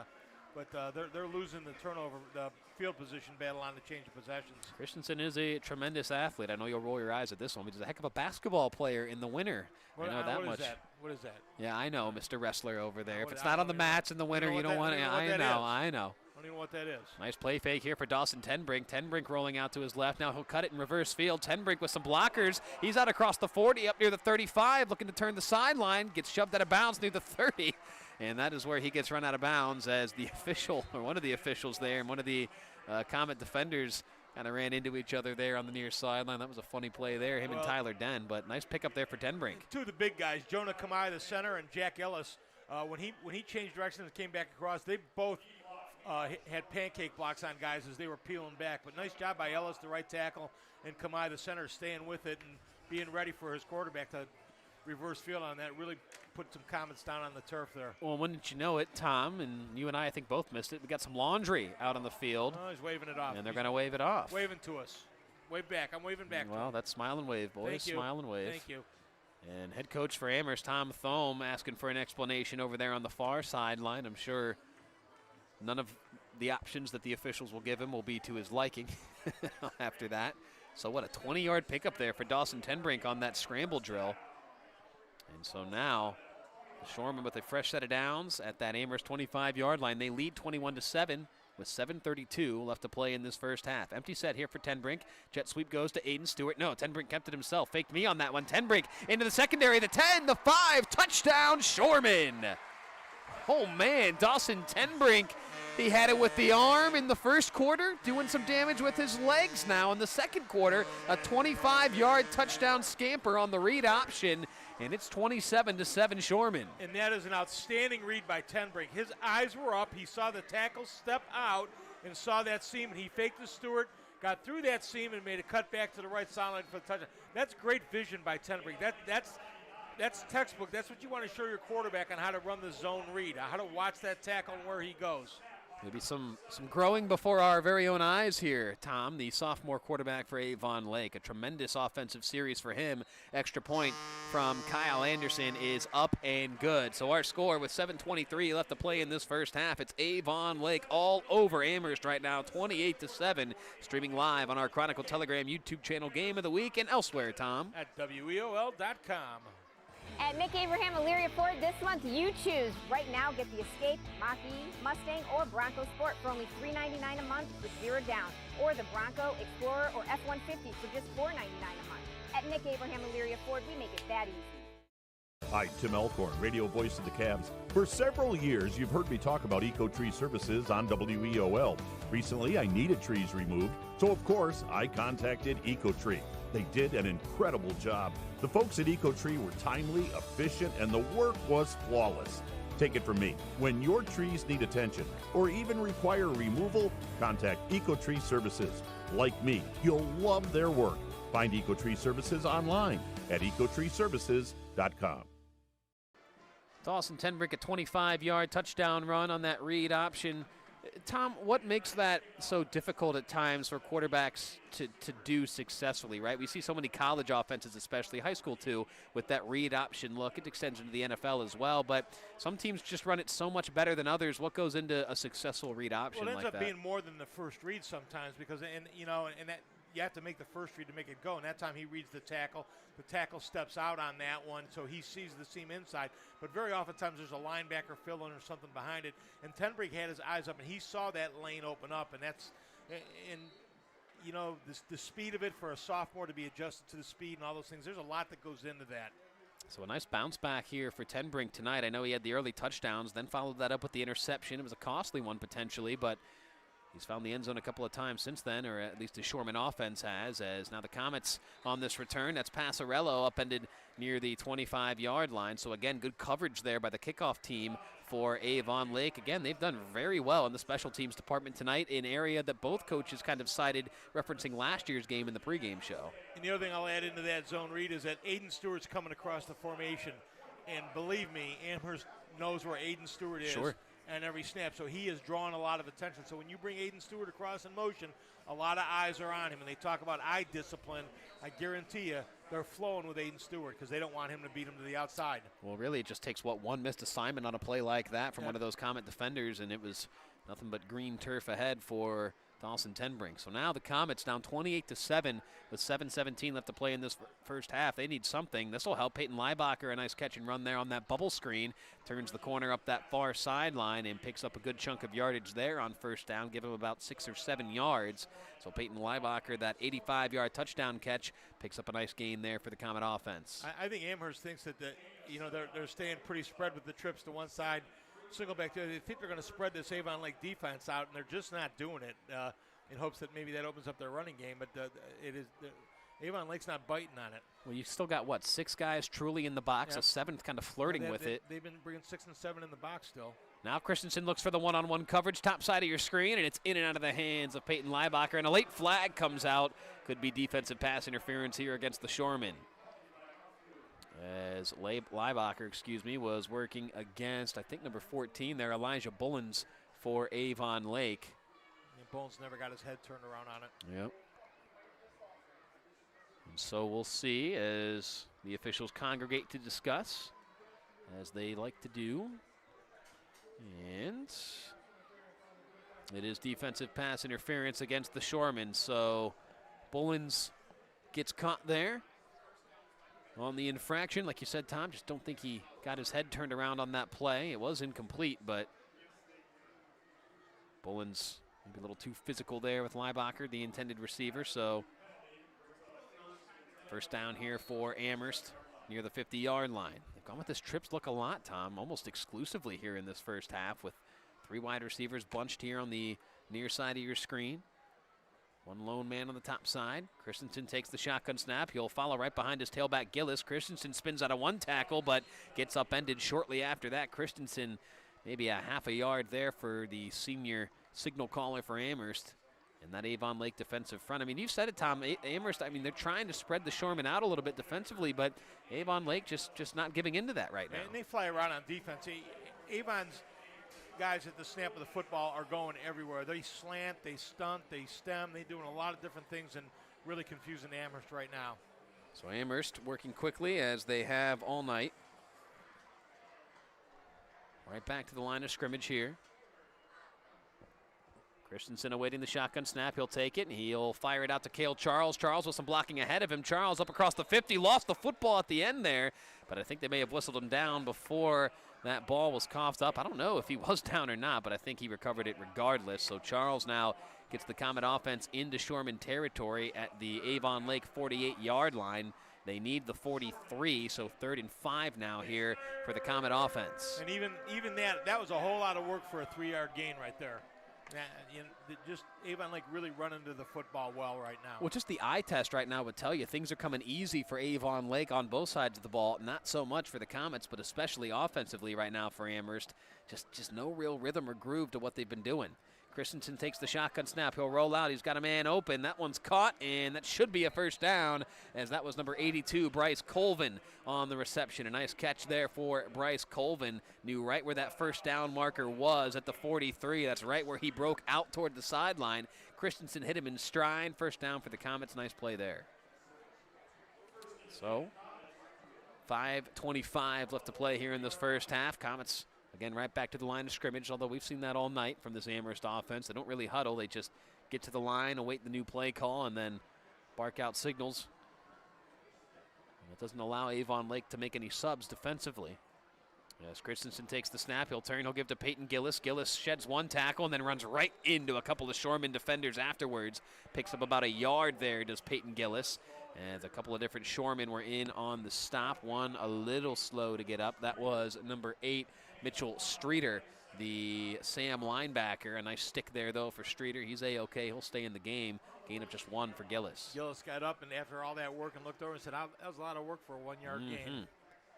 That's been the theme tonight, especially on the ground. Gillis and Christensen have both been working hard to try to navigate running lanes, but right now the defensive front for Avon Lake not giving him much room to operate with. Shotgun snap here for Christensen. Has a man on the bubble if he wants him. Now he steps up under pressure, and Christensen is not going down. Now he is. Christensen, boy, I'd like to say he got sacked, but I don't really know if you could call it that. I think he got right back out to the line of scrimmage, so a gain of nothing there for Cy Christensen. 3rd and long, though, now for the Comet offense. And because that front 6 are playing so well, Avon Lake able to stay in a two deep coverage defense, which gives them 2 safeties back there to really help out over top. And we've seen that 2-high safety look a lot here for Avon Lake defensively. They know what Cy Christensen can do with his arm. He beat him once already tonight with that 85-yard touchdown pass to Leibacher. But now the Comet offense needs something here on 3rd and long. Christensen takes the shotgun snap, looking far sideline as a man on the out route, and a diving catch is made and completed by his receiver. That's a heck of a grab there by David Duziak, the senior. And a nice out route there by Duziak. And Christensen hit him, I don't want to say in stride, as Duziak had to lay out to make that catch. It was a heck of a grab. Huge catch to keep that drive alive. Gillis here will take it, and he gets smacked immediately in the backfield. Look at that. There's 1, 2, 3, 4, 5, 6 maroon jerseys around the lone Peyton Gillis there, Tom. And again, that just kind of shows you how much Avon Lake is flying around right now defensively. Another good stop. Amherst tries to go quick to maybe get Avon Lake before they're set. It was just the opposite. Avon Lake was ready to go, and Amherst was not ready to come off the ball. Eric Van Uwen, the one on the stop there, the senior left end for Avon Lake, making a nice play. 6'1", Eric Van Uwen. Down to under 3 minutes left to play now in this first half. Christensen takes that shotgun snap, has one-on-one coverage top side of your screen, and it's incomplete. Leibacher was trying to plead his case there that he got held. Tom Thome, the head coach for Amherst, adamant about it as well. And we do have a flag, although it's in the offensive backfield. And that usually indicates holding, as we all know, but let's see. I think a bit of delayed blitz from Avon coming. Yeah, it was holding. Roughing the passer. Interesting. Yeah. Okay, so a roughing call goes against Avon Lake. My eyes immediately went downfield as soon as that ball left Christensen's hand, so I don't know who ran into him. It was a delayed blitz that came. It was one of the linebackers that came on that because the seam opened, and I wondered if he was going to pull up before he got to Christensen. He did not. So a costly error there for Avon Lake potentially, as the Comets are gifted a fresh set of downs. 2:50 left to play in this first half. 28-7, Avon Lake leading Amherst. Avon Lake will start with the ball in the second half, so this is a huge series for Amherst right now. Yeah, certainly feels like they got to get some points here if you're Tom Thome and the Comets. Cy Christensen awaiting the shotgun snap. He'll take it. Instead, he'll turn. He'll give to Duziak on the bubble screen. Duziak with the blocker in front of him, and he works his way inside the 15 up near the 13. So a gain of about 7 or 8 yards there for David Duziak. Nice job of Duziak fighting through that mess out there, through the trips out there, trying to make some blocks. And we've seen that a couple of times with that just quick hitter on the trips, depending on how the defense lines up. They might throw it to the guy, the guy in the slot necessarily, not on the line of scrimmage, and let the blockers ahead do what they do, and that was the case there for Duziak. Just caught it, used his blockers well, picked up nice yardage. 2nd and 3 now for the Comets at the Avon Lake 13. A screen pass here to Passarello. First time we've seen him get his hands on it offensively. Passarello breaks 1 tackle, breaks 2, and now gets wrestled and thrown down near his own 20, although let's see where forward progress gives him. It'll give him the 16, so he lost about a yard or so there, did Michael Passarello. And Sam Huffman was not having any of that. As soon as they ran Passarello in motion, Sam Huffman went from his linebacker spot and just shot that gap out there. So as soon as Passarello caught the ball, Huffman was on him. 3rd and 6, they'll call it here for Amherst. Ball at the Avon Lake 16-yard line. And you said it, Tom, really a have-to-have-it possession, I think, offensively in terms of getting points. If you're a Comets fan, if you're Avon Lake, you're just looking to impose your will continued defensively. Christensen takes the shotgun snap. Christensen looking across the field. He's got a man open at the 2, into the end zone. Touchdown, Comets. David Duziak. He's going to mark him down on the one referee's calling a touchdown. This side judge was not going to award the touchdown here. He's going to spot the ball on the 1. Well, let's see. They're having a conversation. They're setting the extra point. All right, so it is a touchdown. Wow, a nice catch there from David Duziak. Not sure what happened there in that Shoremen secondary. Kind of a lofted ball there to Duziak, who was just sort of in a soft spot in that Avon Lake secondary. Duziak caught it right at that 2-yard line and then just fell into the end zone for a touchdown. Extra point here from Jack Coleman is up and good. So our score with $1:18 left to play in this first half. It's Avon Lake 28, Amherst 14. We'll be back here on the Chronicle Telegram YouTube channel. Game of the week, also streaming elsewhere, Tom. At WEOL.com. Hi, Tim Elkhorn, radio voice of the Cavs. For several years, you've heard me talk about Ecotree Services on WEOL. Recently, I needed trees removed, so of course, I contacted Ecotree. They did an incredible job. The folks at Ecotree were timely, efficient, and the work was flawless. Take it from me. When your trees need attention or even require removal, contact Ecotree Services. Like me, you'll love their work. Find Ecotree Services online at ecotreeservices.com. Tonight's game is brought to you by Stewart's Appliance. Family owned, locally trusted, and proud to support Lorain County. Whether it's a new fridge, washer, or stove, Stewart's is here for you. Stewart's Appliance, serving families, supporting community. Back here at Avon Lake Memorial Stadium, the Shoremen lead cut to 2 possessions, courtesy of a David Duziak 16-yard touchdown reception from quarterback Cy Christensen. Much needed points there for the Comets. And so with 1:18 left to go, can the Comets keep the deficit right here? And can Avon Lake find a way to extend that lead back to 3 possessions here before the halftime break? Again, it will be Avon Lake football out of the locker room, as Tom said. They won the opening kickoff, deferred, so they will get the ball to start the second half. Amherst defensively needing one more stop here to get to the halftime locker room, down just 14. Duziak's 3rd offensive touchdown on the season. Altshaw had a defensive one where he ran a fumble back for a touchdown. A tremendous athlete is David Duziak. We certainly know that here at WEOL. Seen a lot of him in regards to Comet athletics as Jack Coleman's kick rolls through the end zone for a touchback. So Avon Lake will get set to start what should be their final offensive possession here of the first half. It's been mostly smooth sailing, I think, offensively for Avon Lake, right? You had the 1 interception from Dawson Tenbrink. I know they got stuffed on the goal line on another occasion, but really, I mean, you look up 28 points of offense. I think Matt Kostelnik and his guys, if you told them that before the game, they would take 28 points in this first half. Absolutely, without question. That would make Coach know that he put 4 scores on the board in the first half, that he's going to feel pretty good about that. Just don't tell him that he left, 2 more potential touchdowns on the plate. But so 80 yards Avon Lake must go in 1:18. 4 wide receiver set here for Dawson Tenbrink. He takes the shotgun snap, looking, and he's got a man open, and it's intercepted. He wasn't open, Aiden Stewart. He was undercut, and that's Coleman. Coleman with the interception. He's got room to run now, swerving his way through Avon Lake offensive players, and a costly turnover there. Jack Coleman, what an interception for him. I didn't even see him, Tom. I thought he had Stewart up the seam, but Coleman was on it. Coleman was on that the whole time. Coleman was reading Tenbrink's eyes. Tenbrink never came off of the receiver on that one, and Coleman almost set him up a little bit. I saw Coleman coming from his spot, and he read Tenbrink's eyes the whole time and stepped in front of that one for the big interception there. Yeah, that's huge. Jack Coleman just sort of lurking, I think, as they like to say, right, behind Stewart there finally cut in front of him as that ball was thrown. So beautiful defense there by the Comets, and they got a chance to make this a one-possession game here at the end of this first half. My goodness. Yeah, Tenbrink was locked on to Stewart the whole way that time, and Coleman read it perfectly.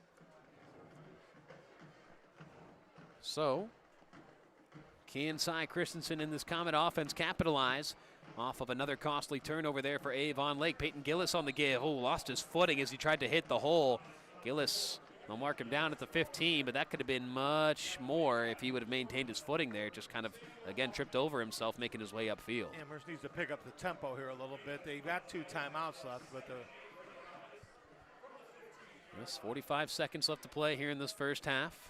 Like you said, Tom, they got the 2 timeouts, but you don't want to let too much time tick away. Oh, he's got a man open on the wheel route, and that's a touchdown for Amherst. Cy Christensen finding David Duziak. Who else on the little wheel route out of the backfield? And I don't know, Tom, Avon Lake, they just lost him defensively there. What they're doing is I think Avon Lake's running a lot of man coverage out there, and with the trips, they're doing a lot of rubs, some wheels, and some picks out there. And Duziak that's about the 3rd time we've seen him run a wheel today, and he came free on that one. Nobody was able to fight their way through the pick on that one.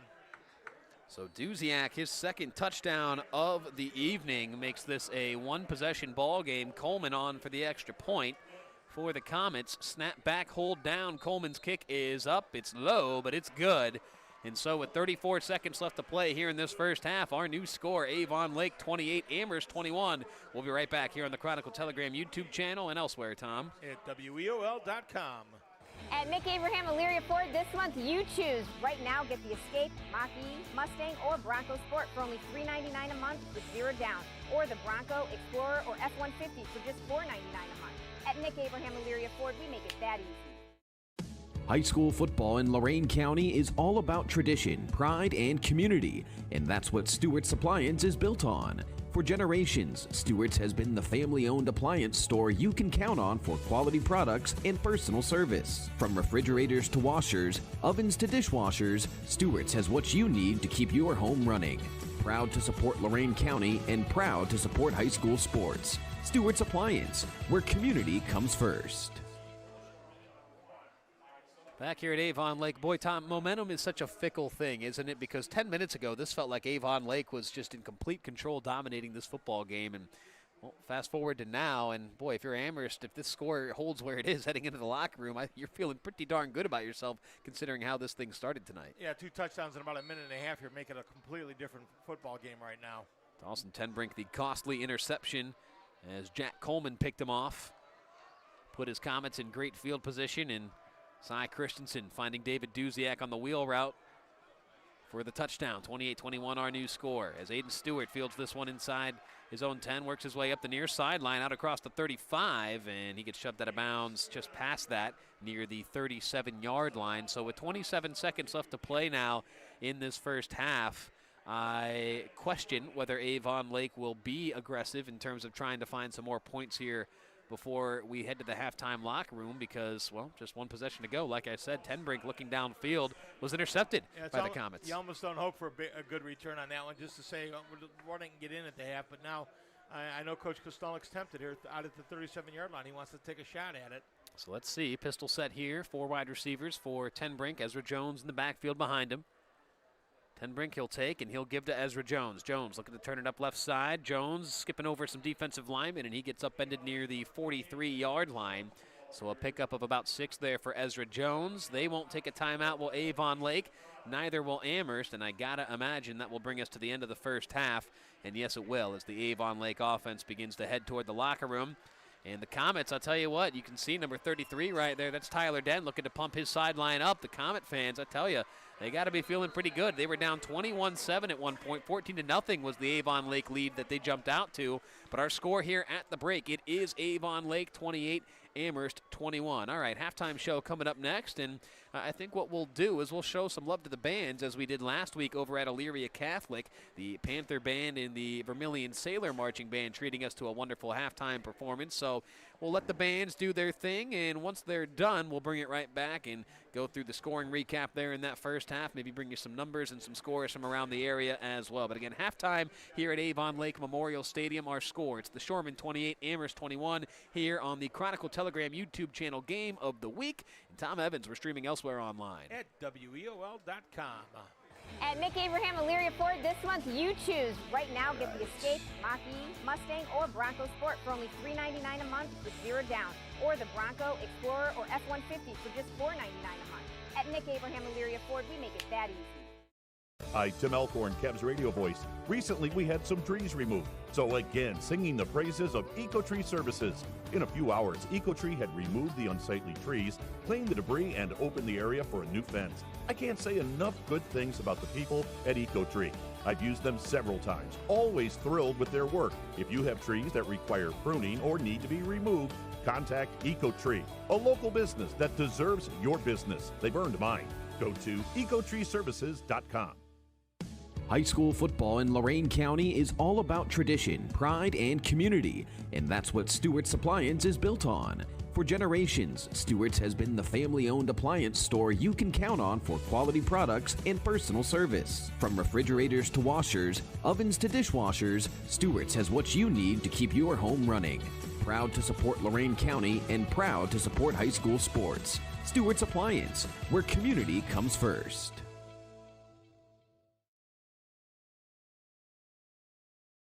Lorain County has a story every day. Make sure you don't miss it. From breaking news and high school sports to schools, business, and community events, the Chronicle has it all. Stay connected to your neighbors and your home team with coverage that matters most to you. Don't just hear about Lorain County, know Lorain County. Subscribe today at chroniclet.com/subscribe and get the news that keeps you in the know. The Chronicle Telegram, Lorain County's largest newspaper.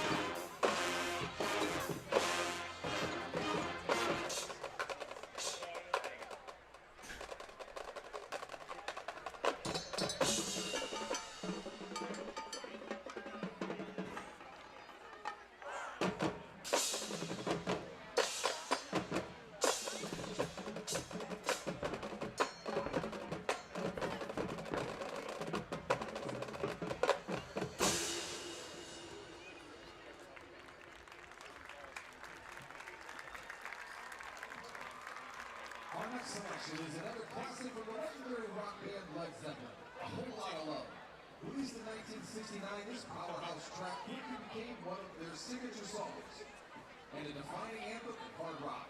Known for its heavy guitar work by Jimmy Page, electrifying vocals from Robert Plant, and groundbreaking sound effects, it showcased a new level of energy and creativity in rock music. Rolling Stone magazine even ranked it among the greatest songs of all time. Get ready for the thunder. Here's A Whole Lot of Love.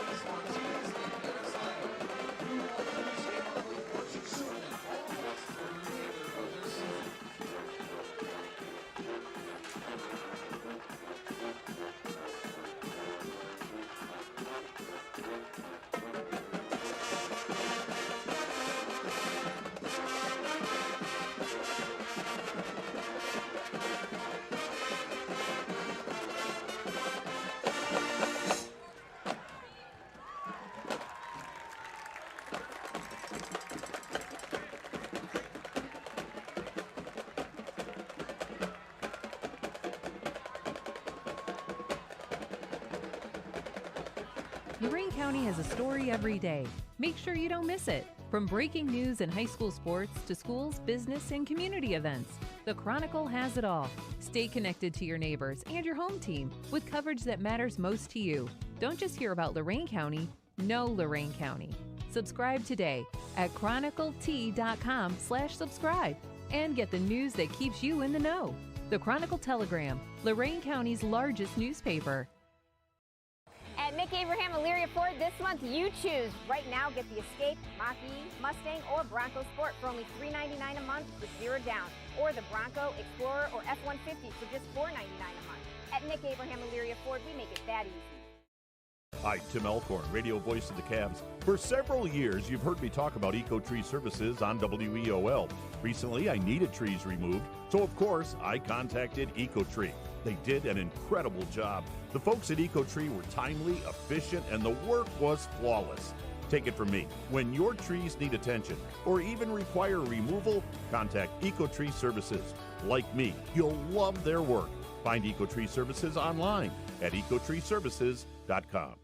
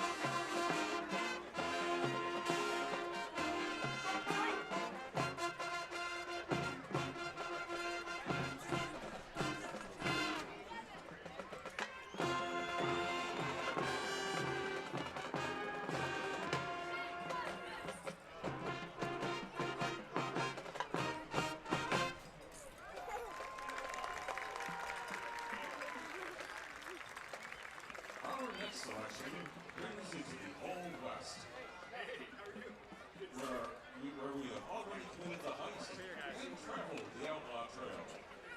We now head into a town where we get some grub and wetter whistles in the local saloon, where we feature a percussion section performing the piano songs of the Old West. Then we'll end our show like very good western with a gunfight.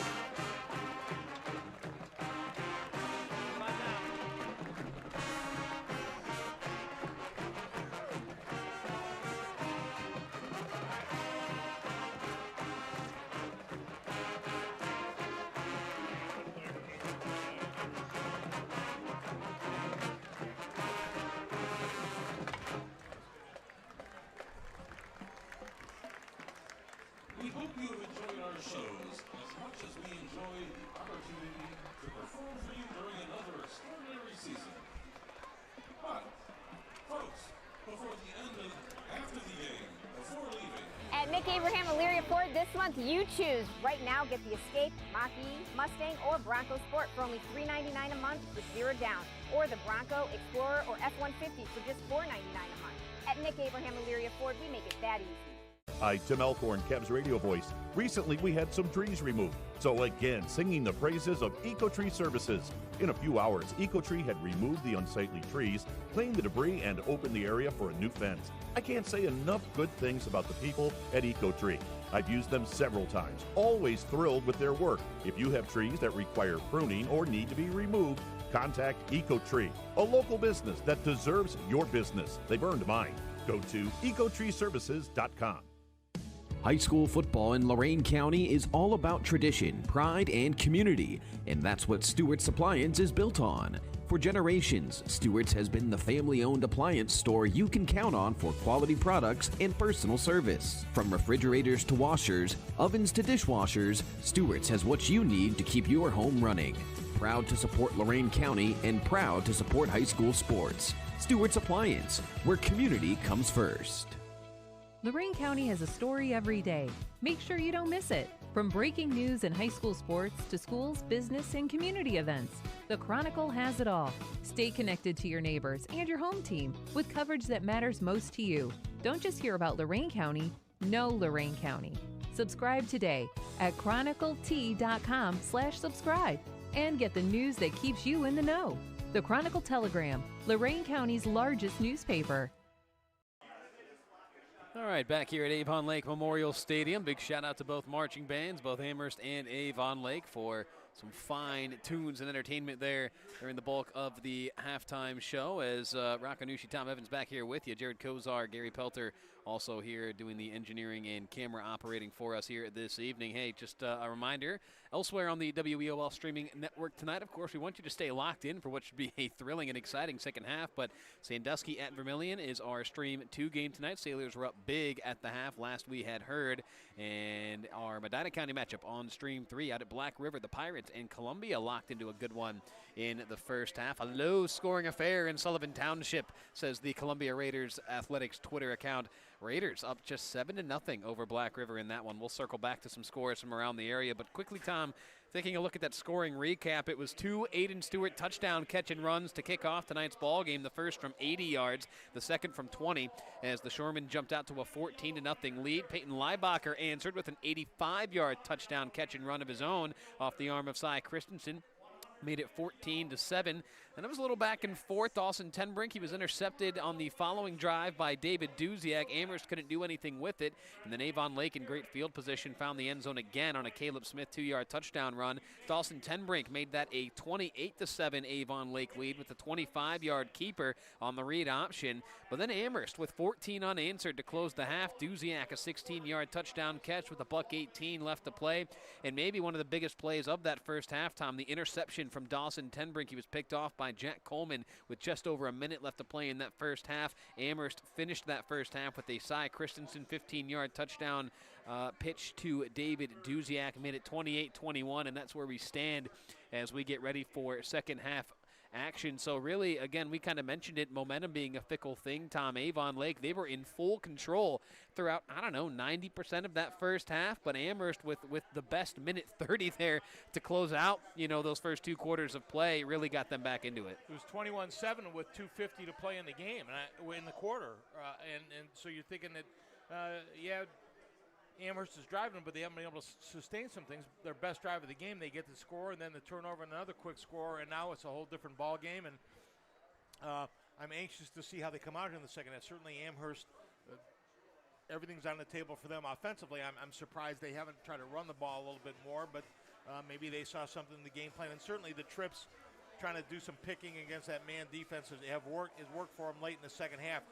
Avon Lake, I'm a little curious how they'll come out, because I think they have the ability to just kind of ram it down Amherst's throat if they want to do that. They want to be patient enough to do that, but I don't know. I get the need that they get a little antsy and want to start chucking it around a little bit. I think right now you might want to protect Tenbrink a little bit. Well, and I will say that you're right in the sense that Avon Lake has really done well to establish the ground game when they're kind of in open field, but when they get tightened up near the goal line, I know Caleb Smith found the end zone on that short touchdown plunge, but wasn't all that much earlier in the game where Ezra Drones, it was like 3 straight carries for him within the one, and he couldn't get in. So Amherst, they can be stout defensively on the interior when they want to, but you're right. I think that's where Avon Lake would certainly like to be able to continue to establish some dominance. Absolutely.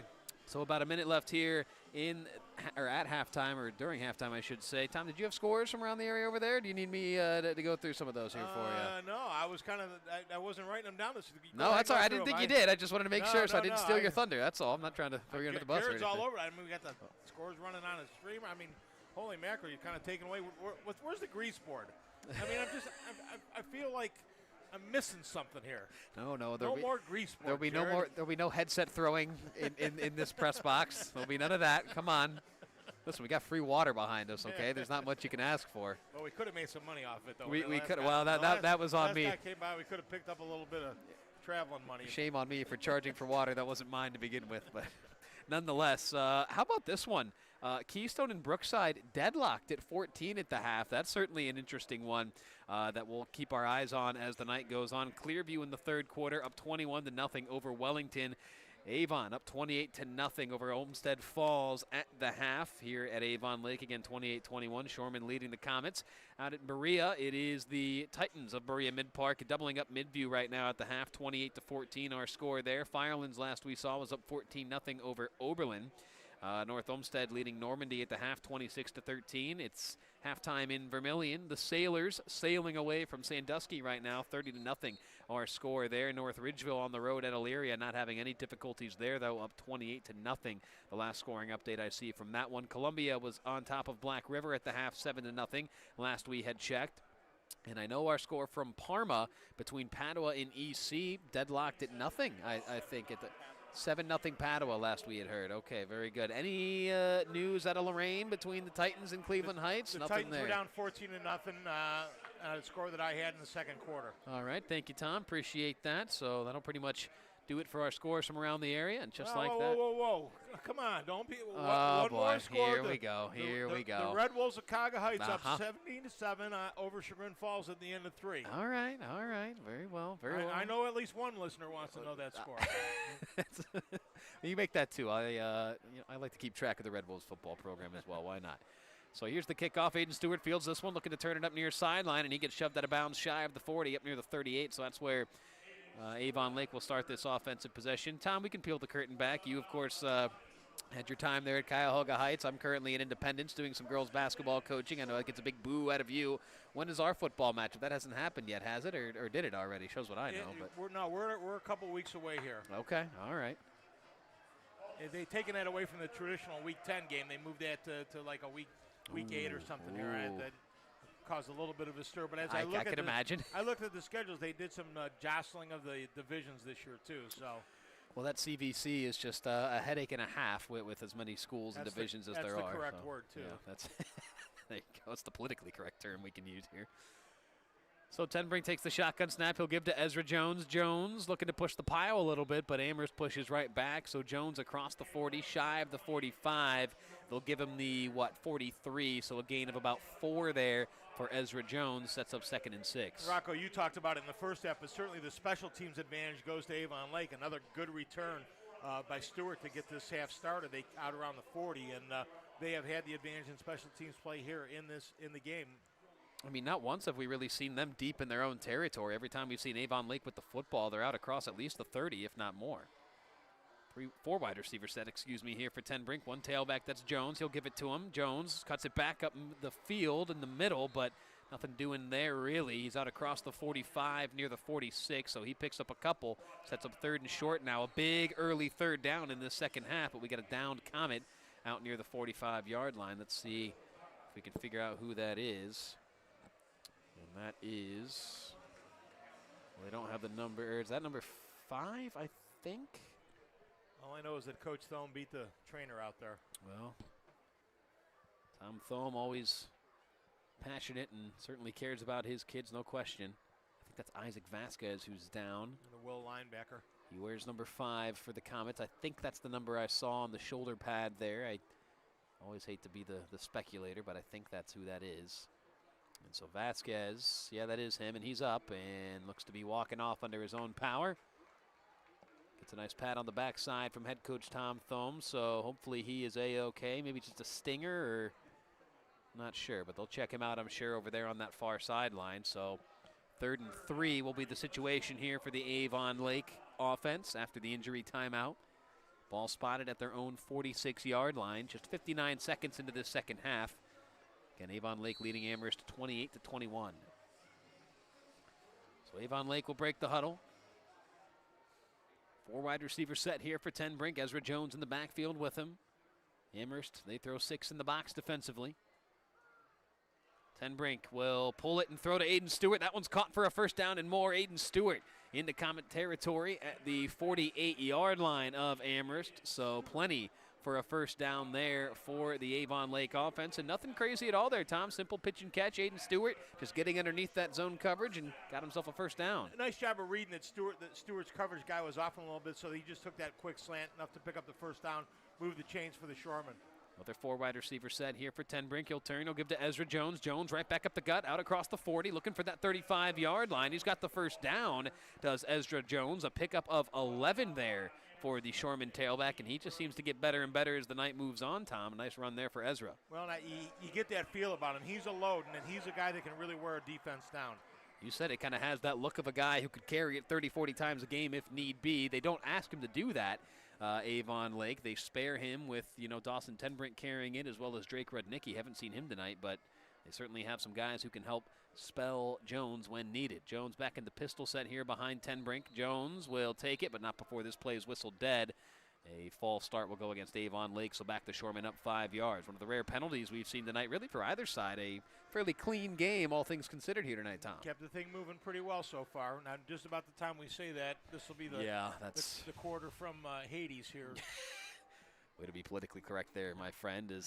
That is, having worked in a minor league baseball press box once upon a time, that's the one thing you don't do when you're in the press box is mention pace of play or put the Maloik on it. Nope, you don't mention the weather. Oh, no, it doesn't look like it'll rain here tonight. And next thing you know, you get a whole downpour. So you'd think I would have learned my lesson back then. Evidently not.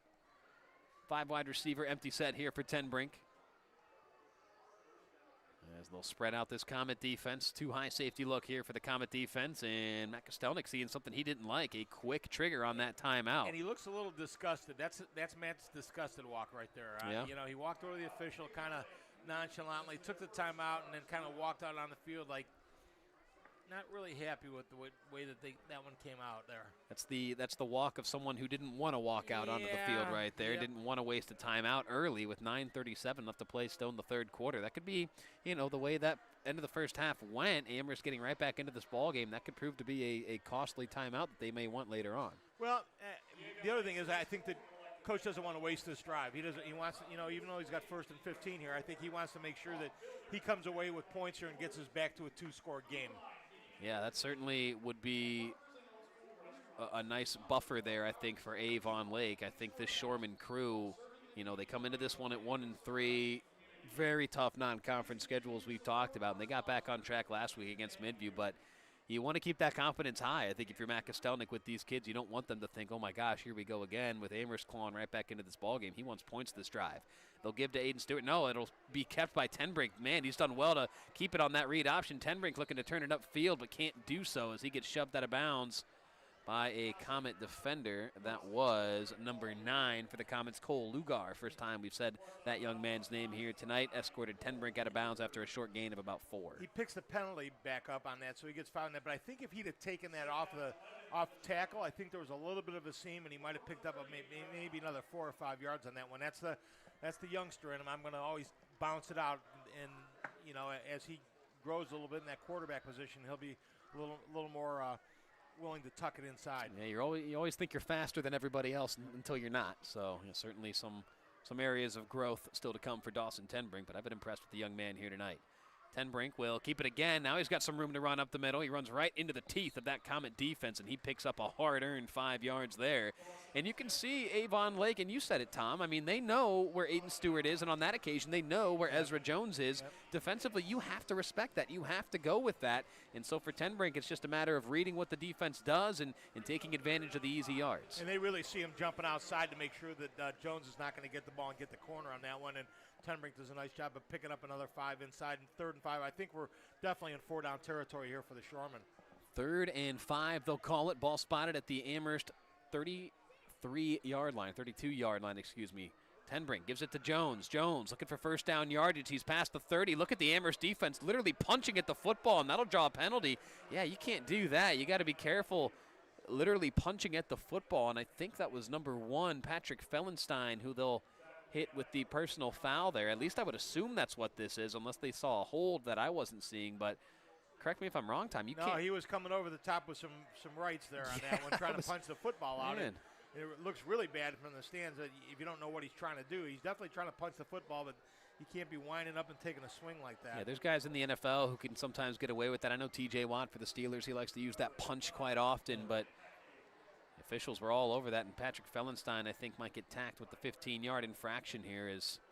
No, they'll pick it up. Wow. Wow. Macastelnik can't believe it. Not happy at all about it. Now, Matt's telling the side judge, you had the right call. Why'd you let him talk you out of it? And that's a tough one because it wasn't, if it's like the one swing, maybe. That was three good shots. He was looking for the knockout blow. That was prime Tyson right there, prime Ali even. So 4th and short here. They need the 27 of Amherst. Ball is spotted at the 30, so 4th and 3 here for the Shoremen offense. Big play here for both sides. Tenbrink awaiting the shotgun snap. He takes it.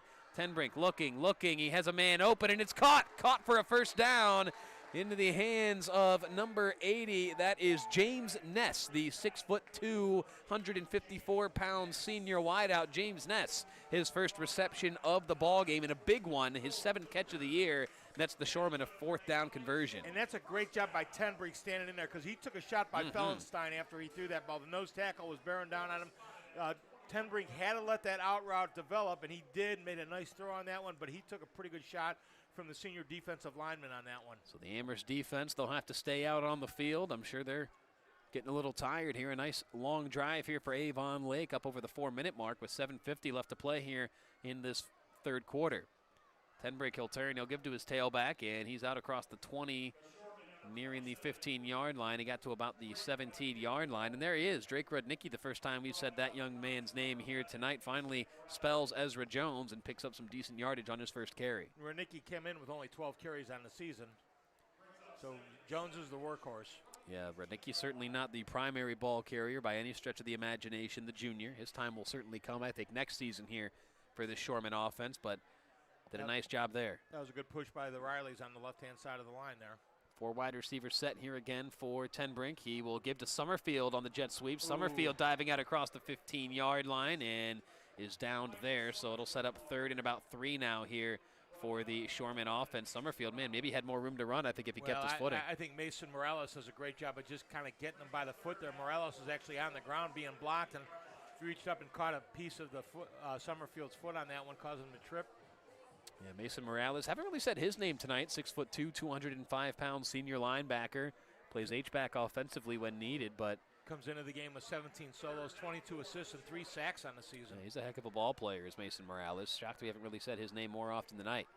Tenbrink rolling out to his right under some pressure here. Still under pressure. Tenbrink has to get rid of it. Can he? He does, and nearly intercepted. Might have been out of bounds anyways. And let's see, Tom Thome, he's pleading his case to the officials, saying, hey, wait a minute, Tenbrink was out of bounds when he threw that football. That should be a loss.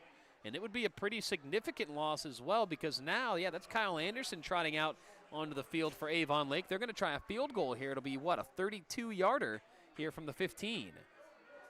So Tenbrink did well to evade pressure. He was being hawked down by Tyler Den, the outside linebacker, and he did well just to get rid of that one and keep his guys in field goal range. So now a big opportunity here for Kyle Anderson, the junior kicker for Avon Lake. He's perfect on all 4 of his extra point attempts here tonight, and this one's nice and centered for him from about 32 yards away.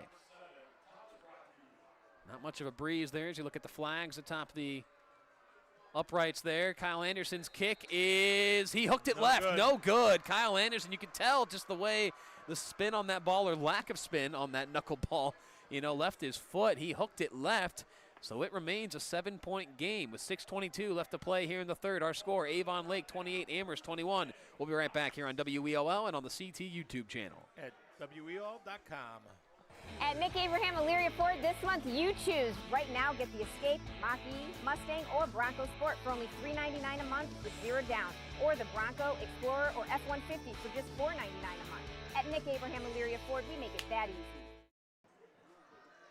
Back here at Avon Lake Memorial Stadium, a huge defensive stop there for Amherst, forcing the missed field goal from Kyle Anderson. He missed it from 32 yards. Now the Comet offense goes right back to work. Here comes Cy Christensen on the quarterback keeper. Christensen gets leveled at the 20-yard line, and he took a heavy shot right there, as that was two bodies just colliding. That was number 0 for Avon Lake. I don't have a 0 on my roster, though, or is that supposed to be a number 8 with the jersey just kind of crumpled up? Maybe that was number 8. So that would have been Mitchell Streeter then. Mitchell Streeter, right. yeah, the linebacker.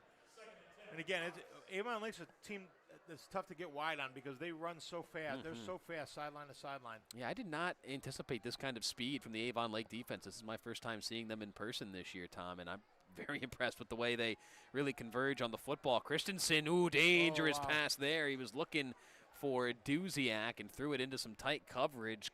Sam Huffman, the linebacker for Avon Lake, was there to step in the way of that pass. That was a dangerous throw. Almost was able to step underneath that one for the pick. Nice job by Huffman. Again, rolling with Christensen, reading his eyes where he's going to make that throw.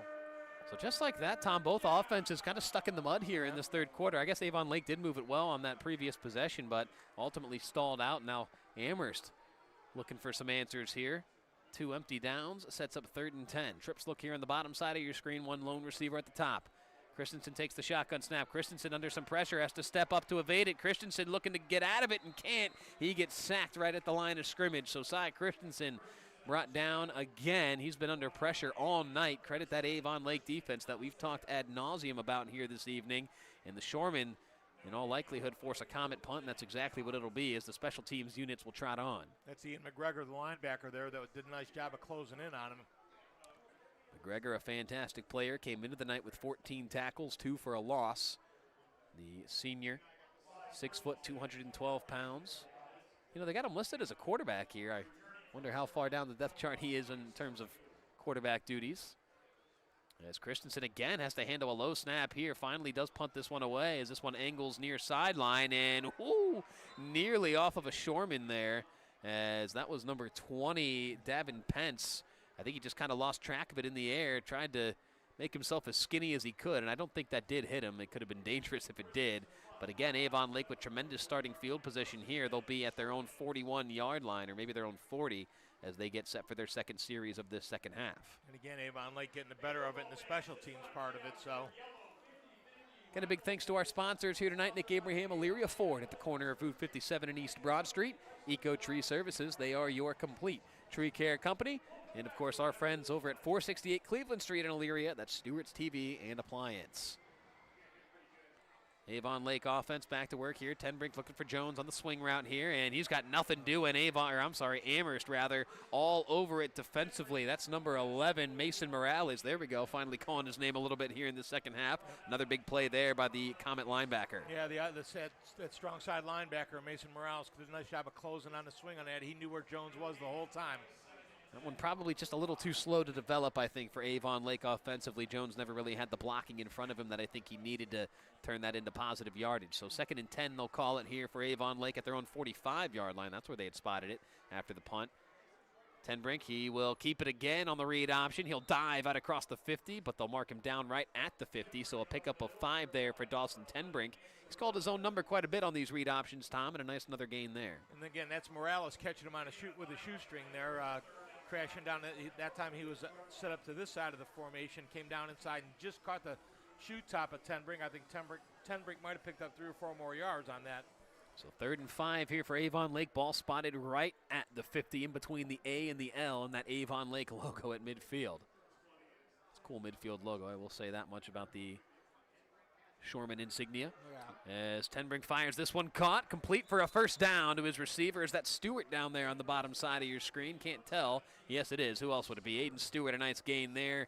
He needed 5. He got a little more than that, and he gets his team another fresh set of downs. Nice catch and run there by Aiden Stewart. Nice ball there from Dawson Tenbrink. Well, and Tenbrink hangs in there when he's got pressure coming from the backside, and he took a shot after he let that one go. Yeah, so the sophomore quarterback, you're right, Tom. I mean, he's stood in there and taken some shots here this evening. No question about that, and he's done very well to kind of navigate that. So 1st and 10 here for Avon Lake in Comet territory now at the 43. Man in motion across the line of scrimmage. That's Summerfield. Tenbrink will keep it, or I'm sorry, that's Aiden Stewart in the Wildcat here. He'll keep it right behind him, and he gets wrestled down just past the line of scrimmage. And look at that. Flag comes flying in from the secondary, and if that's on the tackle, that's, I don't know, Tom. I mean, we talk about the right, not the right officials, but the officials that are in place to make the call being the ones that should make the call. And so if this gets thrown on the tackle, I mean, I don't know what he's seeing back there that the officials right in front of the play aren't exactly. seeing. And you had the umpire was there, and you had the referee trailing, then you had the linesman that was looking right at it, and that was the back judge that threw his flag about 15 yards on that one. I didn't see who brought Stewart down, but it did look like a bit of an awkward tackle. And so we'll see who this goes against. Looks like it will be a horse collar. Let's see. Face mask. Face mask goes against the Comet defense. So, tough break there for Amherst defensively. And again, you know, angles are certainly a thing, right? Bodies get in the way, so I get that. But, man, that is, you're 20, 25 yards away from the play making that call as opposed to the official who was, you know, from me to you. I don't know. Yeah, you had 3 within, 7 yards of it. So But, hey, if it's the right call, it's the right call. I won't argue with it too much. So fresh set of downs here for Avon Lake. They're at the Amherst 26-yard line. Pistol set here. The tight end, 3 wide receivers as well. Tenbrink, he'll take the snap. He'll give to Ezra Jones. Jones gets met in the backfield, right at the line of scrimmage, rather. That's number 15, Brody Glick, the senior linebacker, 5'10", 205 pounds.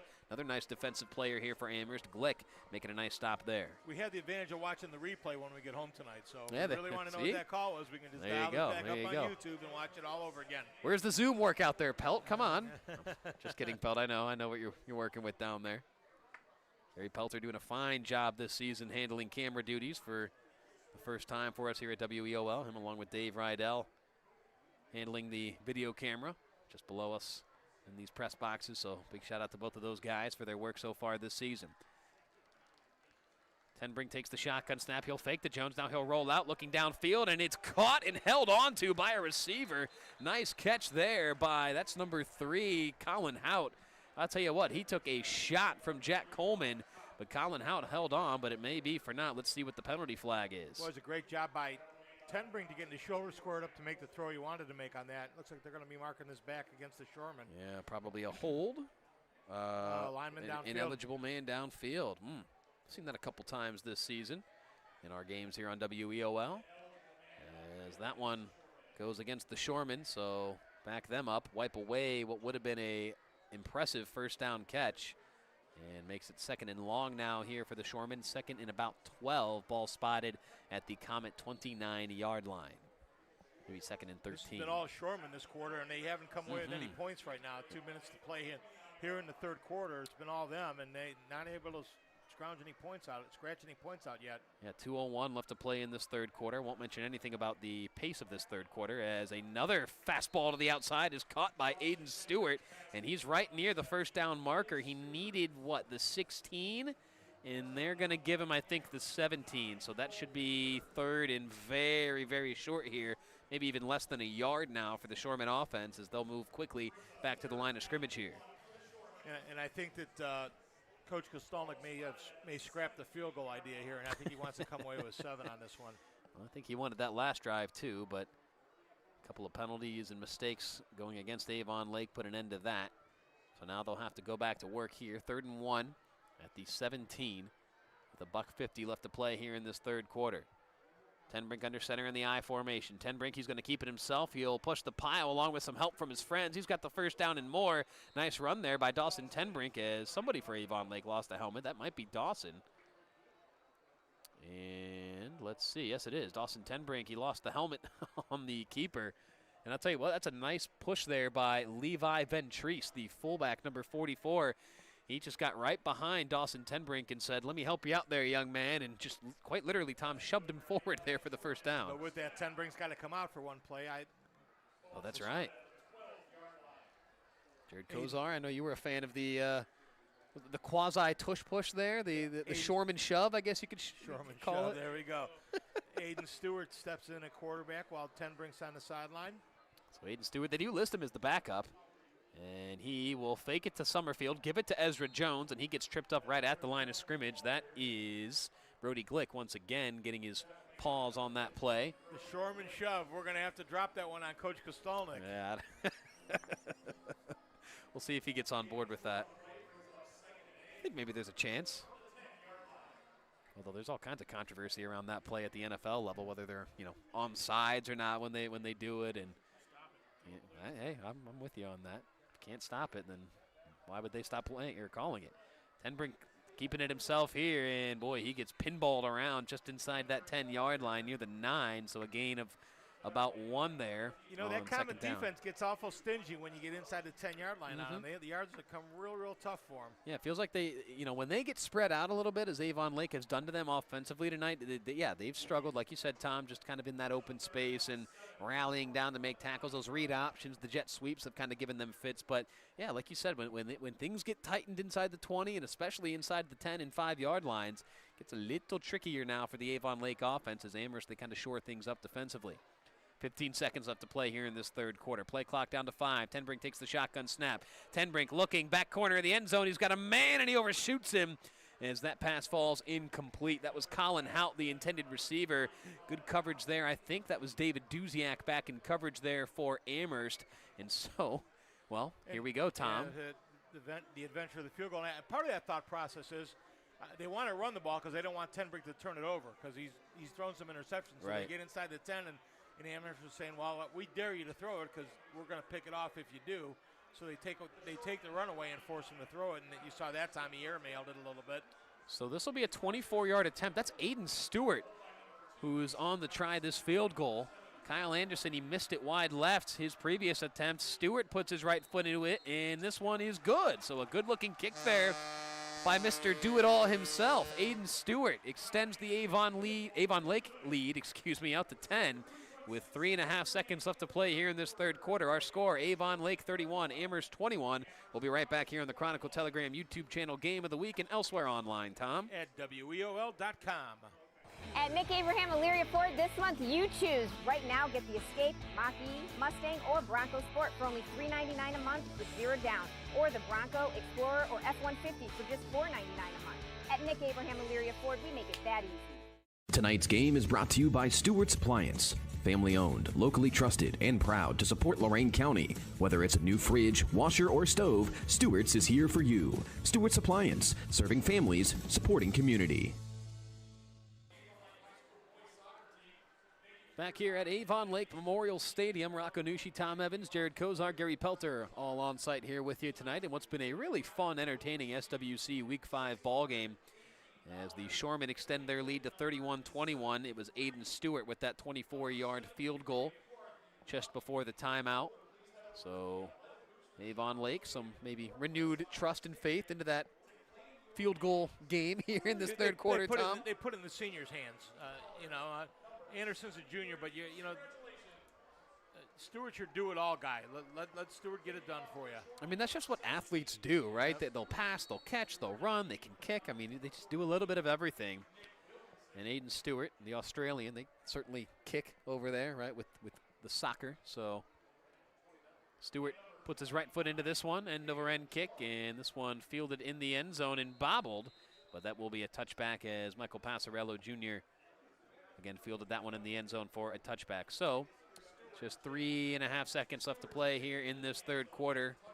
Comets, feels like once this fourth quarter hits, Tom, considering how well Avon Lake controlled the tempo and the pace and just the time management of that third quarter, you don't really have a whole lot of time to mess around offensively if you're Amherst down 2 possessions now. And I don't think they're panicking because they're hanging around, and they know they're hanging around. If anybody's puckering up a little bit, I think it's Avon Lake. It's like, boy, feel like we've been dominating a football game. We're only winning by 10 points at this point in time. And I think really the pressure's on Avon Lake right now.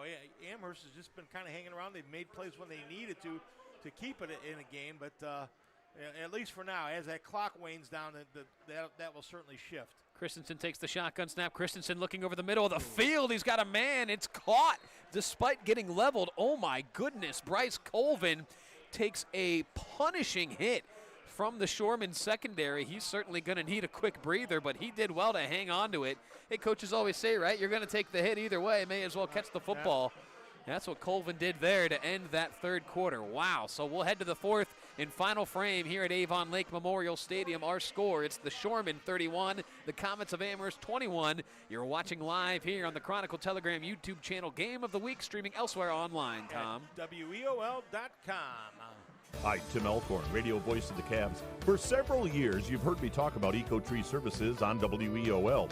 Recently, I needed trees removed, so of course, I contacted Ecotree.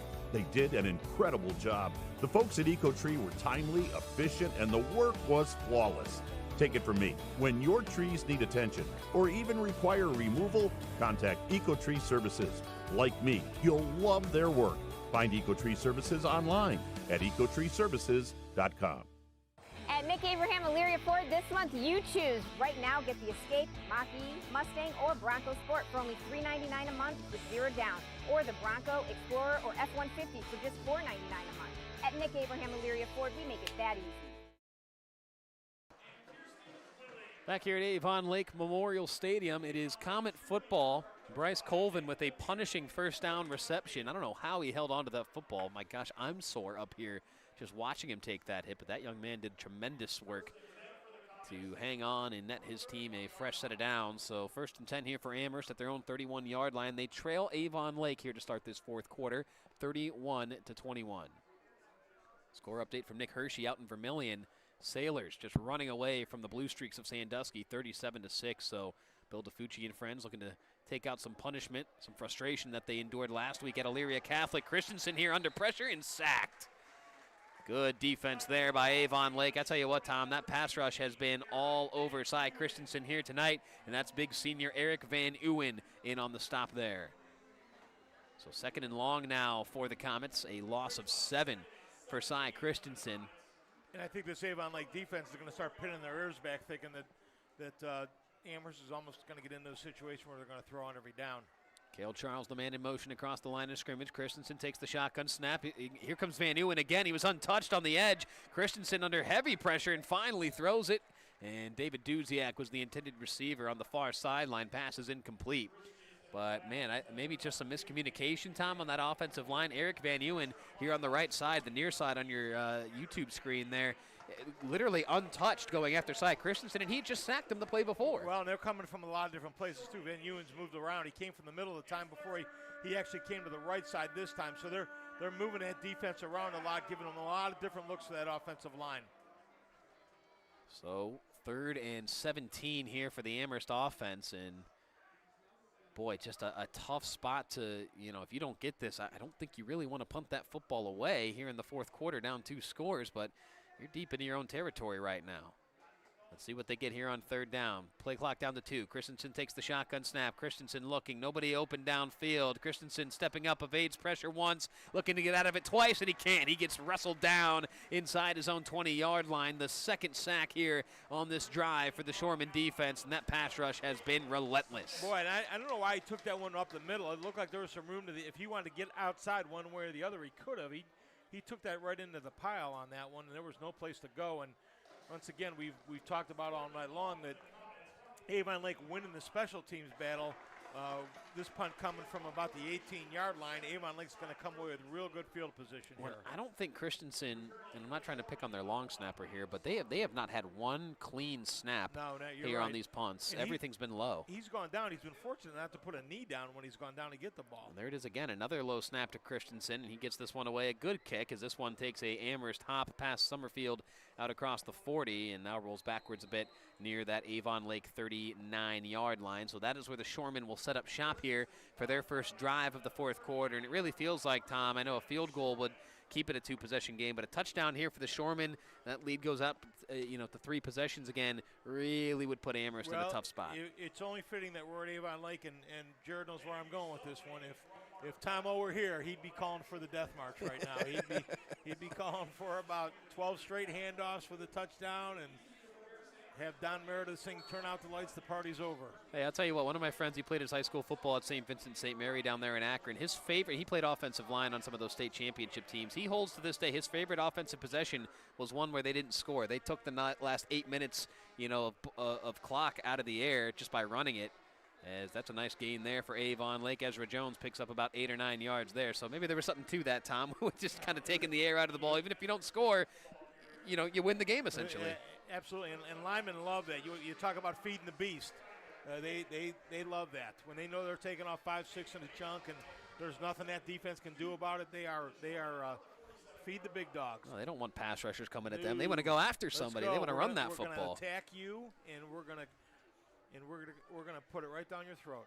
8-yard gain there for Ezra Jones makes this 2nd and 2. They'll go right back to Jones. Back up the middle goes Jones. He gets to that second level, and he gets met there by the linebacker, but not before he gets a first down. So Ezra Jones, a couple of nice runs for that young man. It's Passarello, actually, from that safety spot who came in to shut him down, but, again, not before he picked up first down yardage. Nice run there. Passarello, one of the leading tacklers in the county, if you saw that in the Chronicle Telegram. Yeah, no, he was what, 55 combined tackles heading into tonight? The leading tackler, or definitely in the top 3. I think he might have been the leader. So that certainly answers my question as to why he hadn't carried the rock as much as we may have thought offensively for Amherst this season. It's because he's doing so much defensively, and you got Peyton Gillis kind of handling those duties offensively. And there's another big stick there. Is that Passarello? Yes, sir, it was. Oh, boy. Shot out of a cannon to put the stick there on Ezra Jones, but another nice pickup there for Ezra, a gain of about 5 or 6. So I think, he'll take the big hit if it means picking up positive yardage like that for his team. Without question. If you give him 6 on every down, you can pop him like that all night long. I won't take hits like that, Tom. You won't see me stepping in the way of Mike Passarello's path like that, but Ezra Jones, he's got a nice frame on him. 6 foot, 202 pounds, so he can handle it. He's right back there behind the quarterback, Tenbrink, in this pistol set, 4 wide receiver look. Tenbrink takes it. He'll give right back to Ezra Jones. He works his way across the first down line and maybe got another yard or 2 more. So he needed 5. He got 7, did Ezra Jones, and another fresh set of downs. And, boy, is this Death March-esque enough for you, Tom, or what? And there's nothing fancy about it. They're just teeing off and coming right in. And there's no counter. They're not pulling the guard. They're just putting mano al mano, and Jones is doing the rest. And more importantly, I think for Avon Lake, you look up at that 4th quarter clock, tricking down towards 8 minutes, taking some time off. Tenbrink takes it. He'll give to Ezra Jones again. Jones looking left side, cut it back up middle, or up the middle, I should say, and Jones gets tripped up just shy of the 30 near that 32-yard line. So another nice pickup there for Ezra Jones. We'll set up 2nd and medium here for this Shoremen offense. And I mean, you'll live with that, Tom, like he just said, whether it's 3 or 4 yards at a time or 7 or 8 yards at a time like we've seen from Ezra at different points here tonight. It's positive yards, and it's enough that'll get you a first down in 3 plays. Big Maxwell Riley coming out of the game that time. I wonder what's going on there. There he is. He's got his helmet off here on the sideline. Yeah, they're going to take a quick look at him, it seems. So we'll see how that changes things here for Avon Lake. Not at all on this play as Jones right back up the gut. Not as much room to work there, though. He gets to the 30 and no farther, so a pickup of 2 there for Ezra Jones. Sets up 3rd and 4 now here for the Comet defense, and it really feels like this is the point, Tom, where you got to get off the field if you're Amherst defensively. I don't think you can let Avon Lake march any further than they already have. No, without question. They're ready to put a stake in it right now. You certainly see some tired hands on the hips there for the Comet defenders. Patrick Fellenstein out there in company. Riley might have been cramping a little bit. He's got his helmet off here on the sideline. You don't see as much cramping once you get into the mid-late September stage, but certainly still possible as Tenbrink will keep it himself, and he slides down, took a shot as he did so. Passarello, who else came in to stop him?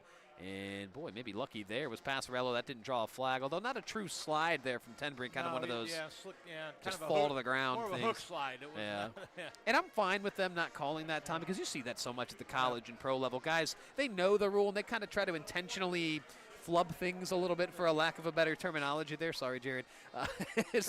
Trying to draw a hit on Yeah, exactly. Well, it was a Kenny Pickett for Pitt did the fake slide in their bowl game years ago that I think kind of, turned people off to that. So 4th and 1 here. They're going to go. Well, Avon Lake and the stack eye. Tenbrink, he'll turn. He'll give to Ezra Jones, looking for the first down. He's got it and more. Ezra Jones out across the 25-yard line. Plenty for a first down for this Shoreman offense. And with under 6 minutes left to play, that's just more and more time ticking off that 4th quarter clock as we get closer and closer to a Shoreman victory unless the Comet defense can make a play. And they will wind that clock as soon as he gets the first down. What do we got? My time here, says the officials, and Well, we got one comment favoring one of those legs. That would be Mason Morales, the senior linebacker. Certainly not who you want to see banged up for Amherst. If you're a Comet fan, you don't want to see anybody banged up ever. But nice job by Charlie Schildwachter, who went in there at 6'1", 220 to replace Maxwell Riley, the sophomore. Went in there at left tackle, gave him 3 good plays there while they picked up the first down. Riley back in the game now, but you're stepping in there for a kid that's certainly a D1 prospect by a lot Power of 4 prospect, Power right? 4 prospect, yeah, and you're a sophomore and you do the job. That's good stuff there. It's that next man up mentality, man. That's certainly Absolutely. it's what you need at schools like an Avon Lake and some of our bigger SWC schools, and he did well there. Knew you'd be one to shout out the backup offensive lineman over there, Tom. Question. Well done, my friend. That sophomore getting on the field in crunch time. Yeah, what a night this has been for you guys, right? You got backup offensive linemen in there making plays. You got defensive linemen scoring touchdowns here offensively. Man, what an evening. As it was meant to be. There you go. That's that Canton Pros football right there, right? Back to the beginning of pro football. Tenbrink, he'll keep it himself here on the keeper, looking to turn it outside, breaks one tackle, and he'll run out of bounds, take a shot late again, and Tenbrink, oh boy, he's going to go let the comment hear why about there's no flag on that, because he's well in the red, and Matt's got his hat off, shaking his head. Yeah, his quarterback took a shot, and he was a yard out of bounds there. And well, you identified what a disgusted Matt Kostelnik walk looks like, and I think I've identified there it is. There's the hat spike, and he's, boy, that's somebody that was supposed to get into the game right there. That is Drake Rudnicki. I think he was telling to get into the ball game, and he was not ready. And that is certainly a pet peeve for any high school football head coach, man. If you're not ready to go in when called upon, it may be the last time coach looks for you to be ready. Right, and I think we had a broken play there because of that, because I think he expected Rudnicki to be in there on that play. Pistol set here. Ezra Jones will get it from Tenbrink. Or no, yeah, it is Jones, and he gets spun down right near that line of scrimmage. And that was a double bad because he went out of bounds and the clock stopped as well.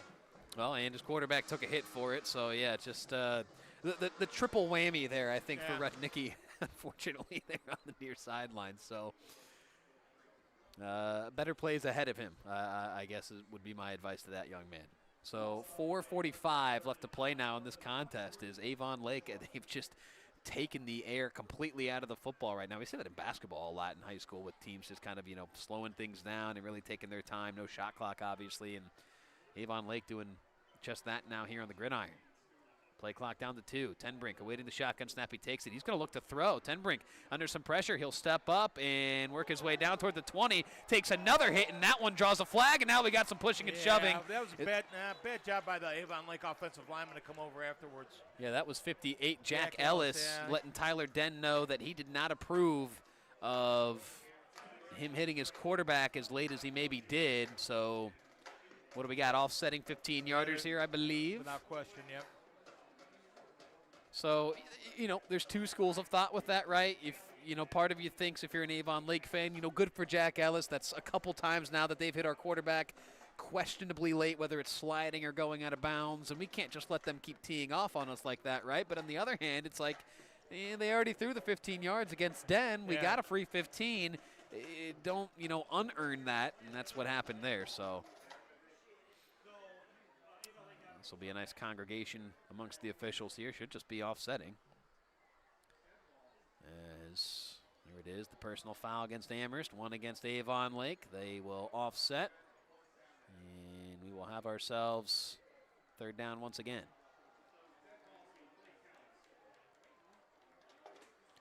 Well, the question is he calling that as dead ball or? Well, that's a good question.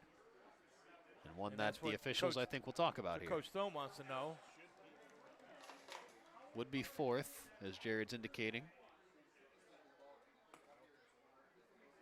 Well, don't you just replay it? Well, I guess that's what. The one was on the tackle, so that's not a dead ball foul. The second one was a dead ball foul, so you got a live ball and a dead ball foul.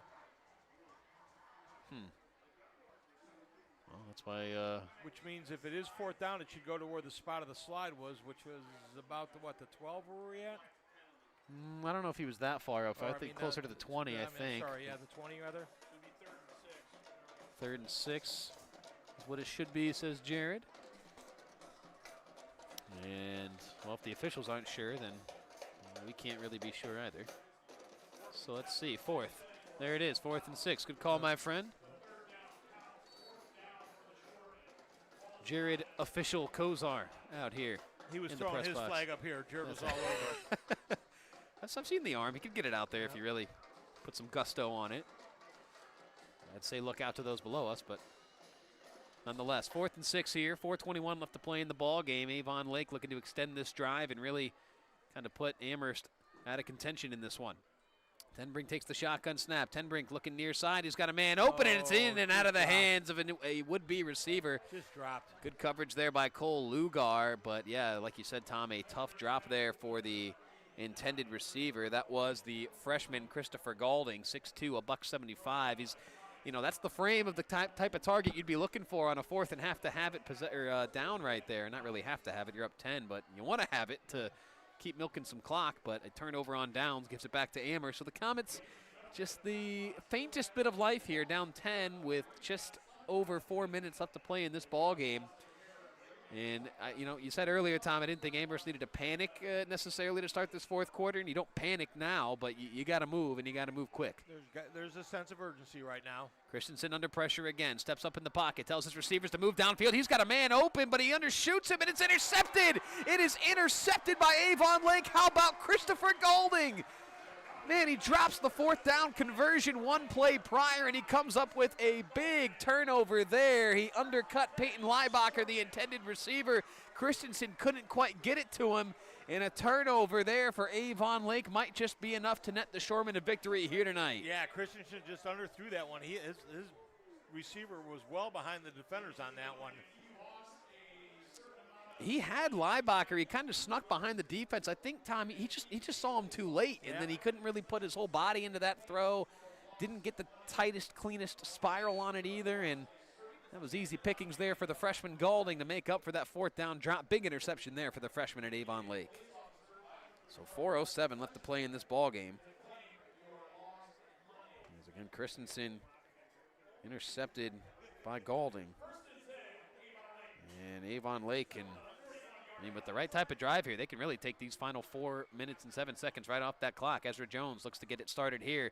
Breaks one tackle, breaks two. Now he's off and running. Ezra Jones down the sideline. Can anybody catch him? He's at the 25, 20, 15, 10. Forget about it. Touchdown, Shoremen. Ezra Jones, 59 yards to the crib, but a flag is down. And let's see who this goes against. And the Avon Lake offensive line, and, the whole offense already starting that march backwards, so that tells me we've got a hold here against the Shoremen offense. So wipe away a 59-yard touchdown run from Ezra Jones. As he made that one look easy, and, maybe that's why, because it was downfield. It was thrown on the 48-yard line, so they're marking it from there. So really it's still a gain of 1 or 2. So it turns into a 1st and 8 or 9. So obviously, if you're Avon Lake, you would have loved the points, but in that same token, you don't lose yardage on that play, and you can go right back to work offensively to try to keep working some clock. But again, I think Matt Kostelnik certainly would have enjoyed the points there on that run, as would have Ezra Jones, who motored his way 59 yards to the house and now has to go back to work offensively, although Drake Rudnicki, after his lashing there from Coach Kostelnik, is right back out.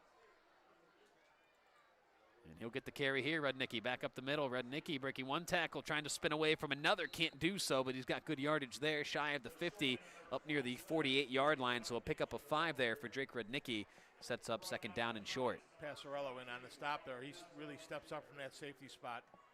Passarello, man, doing everything he can right now to try to will his team defensively, but just too many points, I think, surrendered in the early stages of this ball game. Not enough plays offensively to make up for it. And that's led to an Avon Lake 10-point lead with less than 3.5 left to go in this contest. Make sure you guys stick around for the post-game show. We'll go through the scoring in this one, look at some scores from around the area as well. As Ezra Jones will take it here, and he gets tripped up in the backfield. That's a good play there by the Comet defense. Who was that? And on the stop there for Amherst. Is that, I think, number 15, which would be Brody Glick. We've called his name a number of times here in this second half. Nice play there by Brody Glick. 3rd and about 7 here now. And what do we got? A timeout, I think, called. So a timeout called by Amherst? I would assume so. Not sure why Avon Lake would elect to take a timeout in this situation, right? I mean, I'm no. Amherst had all 3. Never really got a true indication from the officials, so we'll go ahead and credit Amherst with the timeout taken, so that would be their first here of this second half. Avon Lake, they took one very early with about 10 minutes left to play in that third quarter. Thought maybe that could come back to bite them here late in the fourth, but not the situation at hand right now. Shoremen with the football, driving. 3:03 left to go in the ball game, and really 2-3 first downs pretty much ends this one, Tom. Absolutely. Yeah, with the 2 timeouts, they can stop it a couple more times. Yeah, two first downs, and you can end the game here for the Shoremen. Yeah, really needed something to happen on that deep ball to Leibacher. Well, something did happen. It was an interception for Avon Lake, so anything other than that is what Amherst, I think, needed to try to get back into this ball game. But, hey, man, credit that Avon Lake defense. They've had some misplays here tonight, sure, but they've stepped up when they've needed it. And they've put their offense in a good position to try to ice this one. Avon Lake after the timeout, 3rd and 7. Ball at their own 44-yard line. Amherst really got to get off the field defensively here. Tenbrink takes the shotgun snap. Tenbrink looking across the middle. He's got a man. It's Aiden Stewart, and he gets cracked by Passarello. I tell you what, man, Mike Passarello, he is a violent defensive football player. Yeah, that's a safety that hits you like a linebacker. And Aiden Stewart certainly took the worst of that. I'll tell you what, as the 4th down gets brought up, I think back to, I think it was just last year, Mike Passarello, transferred from Midview, had a game of theirs at Elyria Catholic. Connor Petrus, who was a tremendous receiver for Elyria Catholic last season, kind of similar to that, took just a nasty shot from Passarello, and that's when I really got turned on to what kind of player Mike Passarello is. With just the violence and physicality that he plays with, which is great as a defender, right? That's what you love as a defensive coordinator, and that was on full display there. I got flashbacks to last year with that hit right there. What a stick by that young man to force 4th down. This one is punted away, end-over-end kick, as this one is fielded by Amherst at their own 20-yard line. Return man out across the 25, looking to turn the corner is Duziak, and he gets wrestled out of bounds just across the 30 near that 33-yard line. So Amherst down 10 with 2:50 left to go. They do have 2 timeouts, but, you know, we said they had to move quickly about 2 minutes ago. They got to move in hyperspeed now to try to mount a comeback here with less than 3 minutes to go. And I think, if my memory serves me correct, that's the Shoremen's first punt of the night. Boy, you might be correct on that, my friend. They turned the ball over on downs. They turned the ball over with interceptions. I think that's their missed first field punt goal, of a the made night. field goal. Yeah, I think you're right, my friend. First punt of the night for the Avon Lake Shoremen. That's pretty crazy to think about with less than 3 minutes left to go, but that just shows you the kind of field position advantage that they've had all night long. So here comes Cy Christensen, he threw an interception, rather, his last offensive drive. Can't have that here if they hope to come back. Christensen stepping up under pressure, finds Cale Charles, his first catch of the night. Charles looking to make something shake, and he can't. Just gets met by a sea of maroon jerseys there for Avon Lake, so nowhere to go for Cale Charles. And Charles' mistake was not continuing to run to get out of bounds. We got a down Shoreman, slow to get up, and they're waving the trainers, and, well, no, they're not. That was Summerfield. He was very slow to get up there, and he ditches the helmet, so maybe took a shot up around the dome as he quickly races off. Summerfield, he was just kind of down for a second, then just popped up off the turf and sprinted off, and I'm not really sure what they're looking at here as he's tilting his head back, but I won't play doctor from all the way up here. Christensen on the shotgun snap, rolling out under pressure, still under pressure. Christensen just has to fling it and get rid of it, and he does. Grounding. He's still in the pocket there. There's nobody remotely close to that one. That's what Matt Kostelnik's screaming and hollering for. He's got both arms toward the sky, saying, hey, wait a minute, that's got to be grounding. And there it is. There's the flag that comes out. It's going to be intentional grounding against the Comet offense. Cy Christensen, he was rolling near side, had to reverse fields. And he was looking in the teeth of a couple of Avon Lake defenders and just flung that one out of bounds. Like you said, Tom, just no one really even close to being in the area. So loss of downs and loss of yardage there for Amherst, the double whammy that you get with the intentional grounding. So 3rd and long now will be the situation for the Comet offense, and they're running out of time, running out of chances in a hurry. Tell you what, though, nice theme nights here for both student sections. I can tell Amherst they're in the jersey theme, right? You got all kinds of NBA and NFL jerseys. And they're in Honolulu, I think, here at Avon Lake, the Hawaiian theme night there. How about that? My buddy, I was just best man for his wedding. He just got back from his honeymoon out in Hawaii, so got to get out there one of these days. Did 12 days there this summer. Ooh, Christensen wrestled down for a sack. Yeah, that's number 18, Eric Van Nieuwen. We've said his name a number of times here tonight, and for good reason. That was, I mean, we talk about the violence that Passarello plays with defensively for Amherst. Van Nieuwen doing his best impersonation there. Just slung Christensen down to the turf, and he wasn't too friendly about it either. No, we talked about this earlier in the game. We got 4th and 33. They really don't have a not much in the playbook for that. Play card for that one. I'll tell you what, these safeties kind of far up for Avon Lake. I'd back up a bit if I were them. Now they will kind of retreat out of there. Christensen back to pass, looking.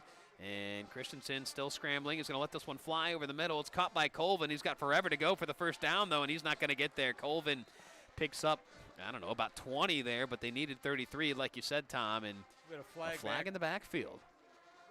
Is that going to be holding against Amherst? If it is, I'm sure Avon Lake will just decline this and then look to run out the rest of the clock. And that is what it is. It's holding against Amherst, so Avon Lake will decline it. And Avon Lake should just be able to run this clock out. Now, Amherst does still have the 2 timeouts, and I'm sure they'll use them. But 1 first down would be enough to put this one officially on ice. As some folks will head for the exits here at Avon Lake Memorial Stadium. I think we all battled a little bit of traffic on the way in, so some folks savvy to that will look to beat the traffic on the way out. And make sure you guys stick around here on WEOL.com and on the CT YouTube channel. We'll have our post-game show as we'll recap the scoring, look at some scores from around the area, and get you ready for Tom's debut on the Nick Abraham Saturday Sports Wrap-Up Show tomorrow morning. Bright and early, my friend. 9 o'clock sharp, we get things started on WEOL.com and on the Chronicle Telegram YouTube channel. You can also find us on the Chronicle Telegram Facebook page and the WEOL Facebook page. Jared told me no postgame tonight. I need to go straight home, get to bed, get a good night's sleep. I told you to go home, Tom. There'll be no postgame. We have a show tomorrow. Ten Brink in the I formation. He'll give to Ezra Jones. Jones looking for some room. Nothing doing there as he gets wrestled down right at that line of scrimmage. That was Griffin Walsh, I think, number 75. First time we've called his name tonight. I'm sorry, that's wrong, 75. That's Hunter Thornsberry. Griffin Walsh is 75 for Avon Lake. Jared went Judge Smales on me. You'll get nothing and like it. And I know that now, having seen Caddyshack finally after the decade of you guys screaming and hollering at me to watch it. One person went Judge Smales on you. You won't get nothing. You guys can thank Rocco Sr. for my viewing, finally, of Caddyshack. He's a good man, Rocco not Sr. using the timeout, so the clock's running inside of 45 seconds now. Yeah, and I think, you know, with things getting a little chippy here in this fourth quarter, you got some pushing, some shoving on a couple of those plays and some of those hits. Referee calls a timeout. They make a player change for Amherst to make a player change there. Yeah, late sub there for Amherst defensively, so they'll stop the clock and the play clock. 44 seconds left in the game. And Dawson Tenbrink will get in that victory formation, and he's set to just take a knee. And he'll have to do that just once as the play clock and the game clock are rolling. Down to 30 seconds left in the game, 10 on the play clock. What a win here tonight for Avon Lake. Back-to-back wins after an 0-3 start. But we talk about it with these coaches sometimes. They really break the season up. You get your non-conference, you got your regular season, and if you're lucky enough to make it, you got your playoffs. And I think right now for Avon Lake, that embodies their mindset, really viewing this SWC schedule as a second season. And they're 2-0 in conference play. For Amherst, they dropped to 0-2 now in conference play. So back to the drawing board for Tom Thome, and his Comets, as they will drop to 2-3 on the season. Avon Lake, they moved to 2-3 with the win. And so that is an impressive win for the Shoremen. Jumped out to that early lead. Got a scare there from the Comets of Amherst, especially at the tail end of that first half. But Avon Lake did enough in that second half to secure the victory. And they'll be heading home tonight winners 31-21, your final score. All right, folks, don't go anywhere. When we come back, we'll dive into our post-game show. We'll recap the scoring from this one. We'll look at some scores from around the area and get you ready for tomorrow's Nick Abraham Saturday Sports Wrap-Up Show. Again, a final here at Avon Lake.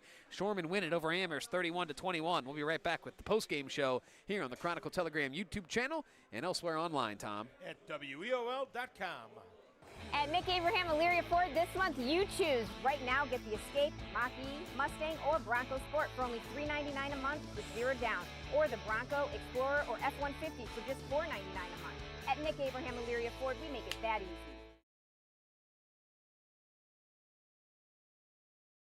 Hi, Tim Elkhorn, radio voice of the Cavs. For several years, you've heard me talk about Ecotree Services on WEOL. Recently, I needed trees removed, so of course, I contacted Ecotree. They did an incredible job.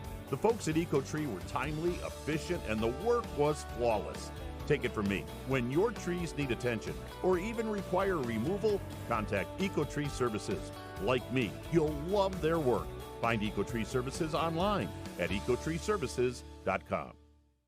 High school football in Lorain County is all about tradition, pride, and community, and that's what Stewart's Appliance is built on. For generations, Stewart's has been the family-owned appliance store you can count on for quality products and personal service. From refrigerators to washers, ovens to dishwashers, Stewart's has what you need to keep your home running. Proud to support Lorain County and proud to support high school sports. Stewart's Appliance, where community comes first. It is a final here at Avon Lake Memorial Stadium. The Shoremen shore up their SWC record. They moved to 2-0 in conference play, 2-3 overall on the season, with a 31-21 win at home here over the Comets of Amherst. Amherst, with the loss, they dropped to 2-3 on the season, 0-2 now in conference play. And, you know, Tom, before we get into the scoring recap and look at some scores from around the area, just some thoughts on this one. I think, you know, and we hit on it a couple of times in the broadcast, Avon Lake, it felt like they should have been up more at different points throughout this game. They were. They jumped out to that 14-0 lead. They led by 14 throughout much of that first half. Amherst closed it down to 7, you know, to round out that first half. But Avon Lake, they made enough plays to kind of keep that buffer and hold on for the victory. But really, it felt like they left some points on the board there tonight. Without question, I think Coach Costello's going to take a look at this and say, if you take out about 2 minutes and 20 seconds of the second quarter, they're dominant. It's just a dominant performance by the Avon Lake Shoremen. But in the end, it wasn't a dominant performance, and Amherst is just kind of hanging around, and we know that Avon Lake's gone through some fourth quarter woes. We've seen that through the years right. for no particular reason. So I think that's sitting in the back of their head a little bit, and they were puckering up a little bit. You know, they're in a game that they don't feel like they should be in right now because they should have put it away, and they didn't. Yeah, no, certainly you're right. And Dawson Tenbrink, you know, he had that could have been costly interception at the end of that first half. But credit that young man, the sophomore quarterback, and Coach Kostelnik talked about it, and he has talked about it. He's young. He's going to make mistakes. He's going to continue to grow as the starting quarterback here at Avon Lake, and I think he did that tonight in front of our very eyes. Again, he had that big interception to end that first half, really kind of, you know, closing that first half on a poor note, and came out in the second half and made all kinds of really good decisions. We talked about the read options, you know, finding the right running lanes, pulling it down when he needed to, handing it off when he needed to. Really some good decision-making in that second half from Tenbrink. I think that's what allowed Avon Lake to hold on tonight. And I think, and I've never met the young man, but I get the sense he's got a little gunslinger in him. A little Brett Favre to him? I think there's a little gunslinger in Tenbrink, and I think that Coach Costello's got to keep the reins on him a little bit because I don't think he's got a conscience. I mean, he threw the interception, and okay, I've thrown the interception. I've thrown some earlier in the year, but let's just keep slinging it, you know. I think if Coach Kostelnik had it to do over, he'd do it over. But but Tenbrink, I don't think that he's losing any sleep over it. No, I don't think so. And you can't. You know, as a young quarterback, the worst thing to do is to perseverate over, you know, a bad pass or, you know, the way you executed something. So good for him. Well, again, we've talked about it in the pregame even tonight, Tom. You look at the rest of that SWC schedule ahead of both of these teams, but for Avon Lake, especially with Tenbrink, as we're talking about, you know, you still got to go play Avon. You still got to go play Olmsted Falls. You still got to go play North Ridgeville, right? These are all good defenses that you got to go take on still. So you're exactly right. Yeah, there's no need, no reason to hang your head, and you can't afford to do that, like you said, Tom. So excellent point. All right, let's look at the scoring recap here as in that first quarter, man, fireworks galore. Aiden Stewart, 2 touchdowns to start tonight's ball game. The first an 80-yard catch and run, the second from 20 yards out, made it 14-0 Avon Lake just like that. But Amherst, they countered with an 85-yard touchdown pass from Cy Christensen to Peyton Leibacher, made it 14-7. In the end of that first quarter, Avon Lake, Denbrink's pass intercepted by Duziak, his first INT of the night. Avon Lake, though, would get the ball right back, and Caleb Smith would find the end zone from just 2 yards away on a short touchdown plunge. Dawson Tenbrink followed that up with a 25-yard touchdown keeper, made it 28-7 Avon Lake, and I think everybody here thought, oh, this one could get away from Amherst in a hurry, but not so fast. The Comets came right back. David Duziak, a 16-yard touchdown catch with just over a minute left in that first half, made it 28-14. Tenbrink, his second interception, picked off by Jack Coleman with just over a minute left to play. Cy Christensen made them pay with a 15-yard touchdown pass to Duziak to close that first half, made it 28-21.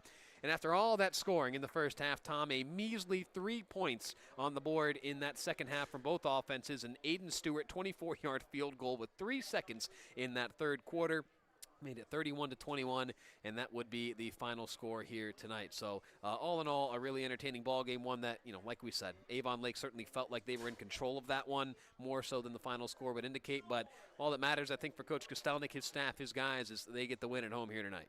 Get a W, move on. 2-0 in the SWC, that's all that counts for them right now. Let's take a look at some scores from around the area as well. I think in terms of my Chronicle Telegram picket line movement, you had the score of the night, my friend. Was that an EC winner over Padua, 21-14? 10-1 they had that in the CT this morning. Who was the one, Tom? The lone soldier. Come on. The lone soldier going with the Panthers, Rocco. That's massive. That's massive in the standings. I think it's only Paul Heisey behind me right now, so I gotta get moving. You're making your move. I gotta get moving a little bit. Gotta shovel out of there. Get out of there, young man. You're gonna need get a out few of more there. of those, Rocco. You're gonna need a lot more of those. My goodness gracious.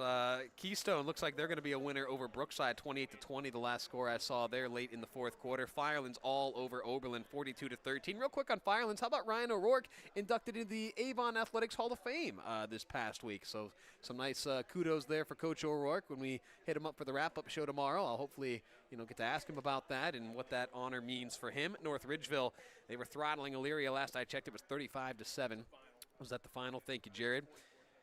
A final in Avon. The Eagles keep the season going 28-0. They win over Olmsted Falls. Almost said perfect season, but I forgot they went down to Florida and lost. I'll tell you in what, week if 2. there's one team that's got the triple option figured out, Coach Cicchetti and the crew over at Avon, they have figured out the triple option at Olmsted Falls. Yeah, that's I saw Olmsted Falls and Amherst last year as Olmsted Falls. I mean, Amherst couldn't stop it. Olmsted Falls is just running left, right, and center all over him, but you're exactly right. That does not seem to be a problem for Avon defensively. Berea Mid-Park winners over Midview 42-27. Not one that I had in the picket line, so back down I go after all that shoveling I did to get out of there. My goodness. North Olmsted big winners over Normandy 47-13. The final there. Vermilion, they run all over Sandusky, get some payback from last week's loss 44-6. The final score there. Buckeye upends Bay 34-28. Told you about EC winners over Padua 21-14. All right, Tom, what'd your Red Wolves end up doing? The Come on. Red Wolves with a win over Chagrin Falls, 24-13 for the Red Wolves at Cuyahoga Heights. Big time. What's their record now on the season? They go to 3-1 on the year. All right. So things looking up over there for the old Red Wolves. So I shouldn't have taken last week off. I show up to a game and they lose. They lost to a pretty good Wycliffe team last week. First and last that you'll be in attendance for this season, right? So there we go. All right. So again, final score here at Avon Lake, 31-21. Your final score, Shoremen winners over Amherst. Tom, any final thoughts from you before we say our thank yous and goodbyes? Well, Avon Lake, I think that they're growing. I think that they're gonna be as good as Tenbrook is this year. They do some things defensively. They fly around. They make some things happen. They've got playmakers. They certainly have some playmakers. So I think that there's still a lot of football in front of Avon Lake. Amherst got to regroup. I don't know where you go from here. I thought we'd see a running team tonight. We didn't see them run the ball too much, and I think a lot of it has to do with Avon Lake's defense. So I'm curious to see if this Amherst group can kind of regroup. They certainly have some wins left on the schedule, but they're going to have to rally. Well, they're at home next week against that triple option. Tom DeLuca and the Olmsted Falls Bulldogs come to town to take on Tom Thome and the Comets, so that'll be an interesting one that really got away from the Comets last year on the road at Olmsted Falls. We'll see if some home cooking can kind of make a difference on the scoreboard here next Friday night. And for Avon Lake, they're right back here at home next week against Elyria, so a really good opportunity for the Shoremen to start this conference play 3-0 and even up that record at 500 if they can knock off Elyria next week. Yeah, I just kind of had the feeling looking at the schedule that that Avon Lake was in a position to really kind of get some momentum going if they could get a win tonight. They have, and I think that, they'll build off of that. Yeah, absolutely. So fantastic stuff by everybody here tonight. A big thanks to everybody here at Avon Lake for having us up here in the press box. Appreciate their hospitality. Big thanks to both head coaches, Matt Kostelnik from Avon Lake and Tom Thome from Amherst, getting us rosters, stats, starters, all that good stuff. A huge thanks to our sponsors, as tonight's matchup is brought to you by Nick Abraham, Elyria Ford at the corner of Route 57 and East Broad Street. Ecotree Services, your complete tree care company, and by Stewart's TV and Appliance, 468 Cleveland Street in Elyria. Tom, as always, a pleasure working with you, my friend. We're trying to do it some more this season, I think, Without right? question. Tonight was fun. Looking forward to tomorrow morning as well. That's right. Yeah, get those donuts. We'll get the sugar and the coffee down the gullet, and we'll be off and running. So for Tom Evans, for Jared Kozar, for Gary Pelter, who did fantastic work outside the press box, I am Rocco Nucci from Avon Lake Memorial Stadium saying one more time your final score. It's the Shoremen 31, Amherst 21. We'll see you guys tomorrow morning for the Nick Abraham Saturday Sports Wrap-Up Show.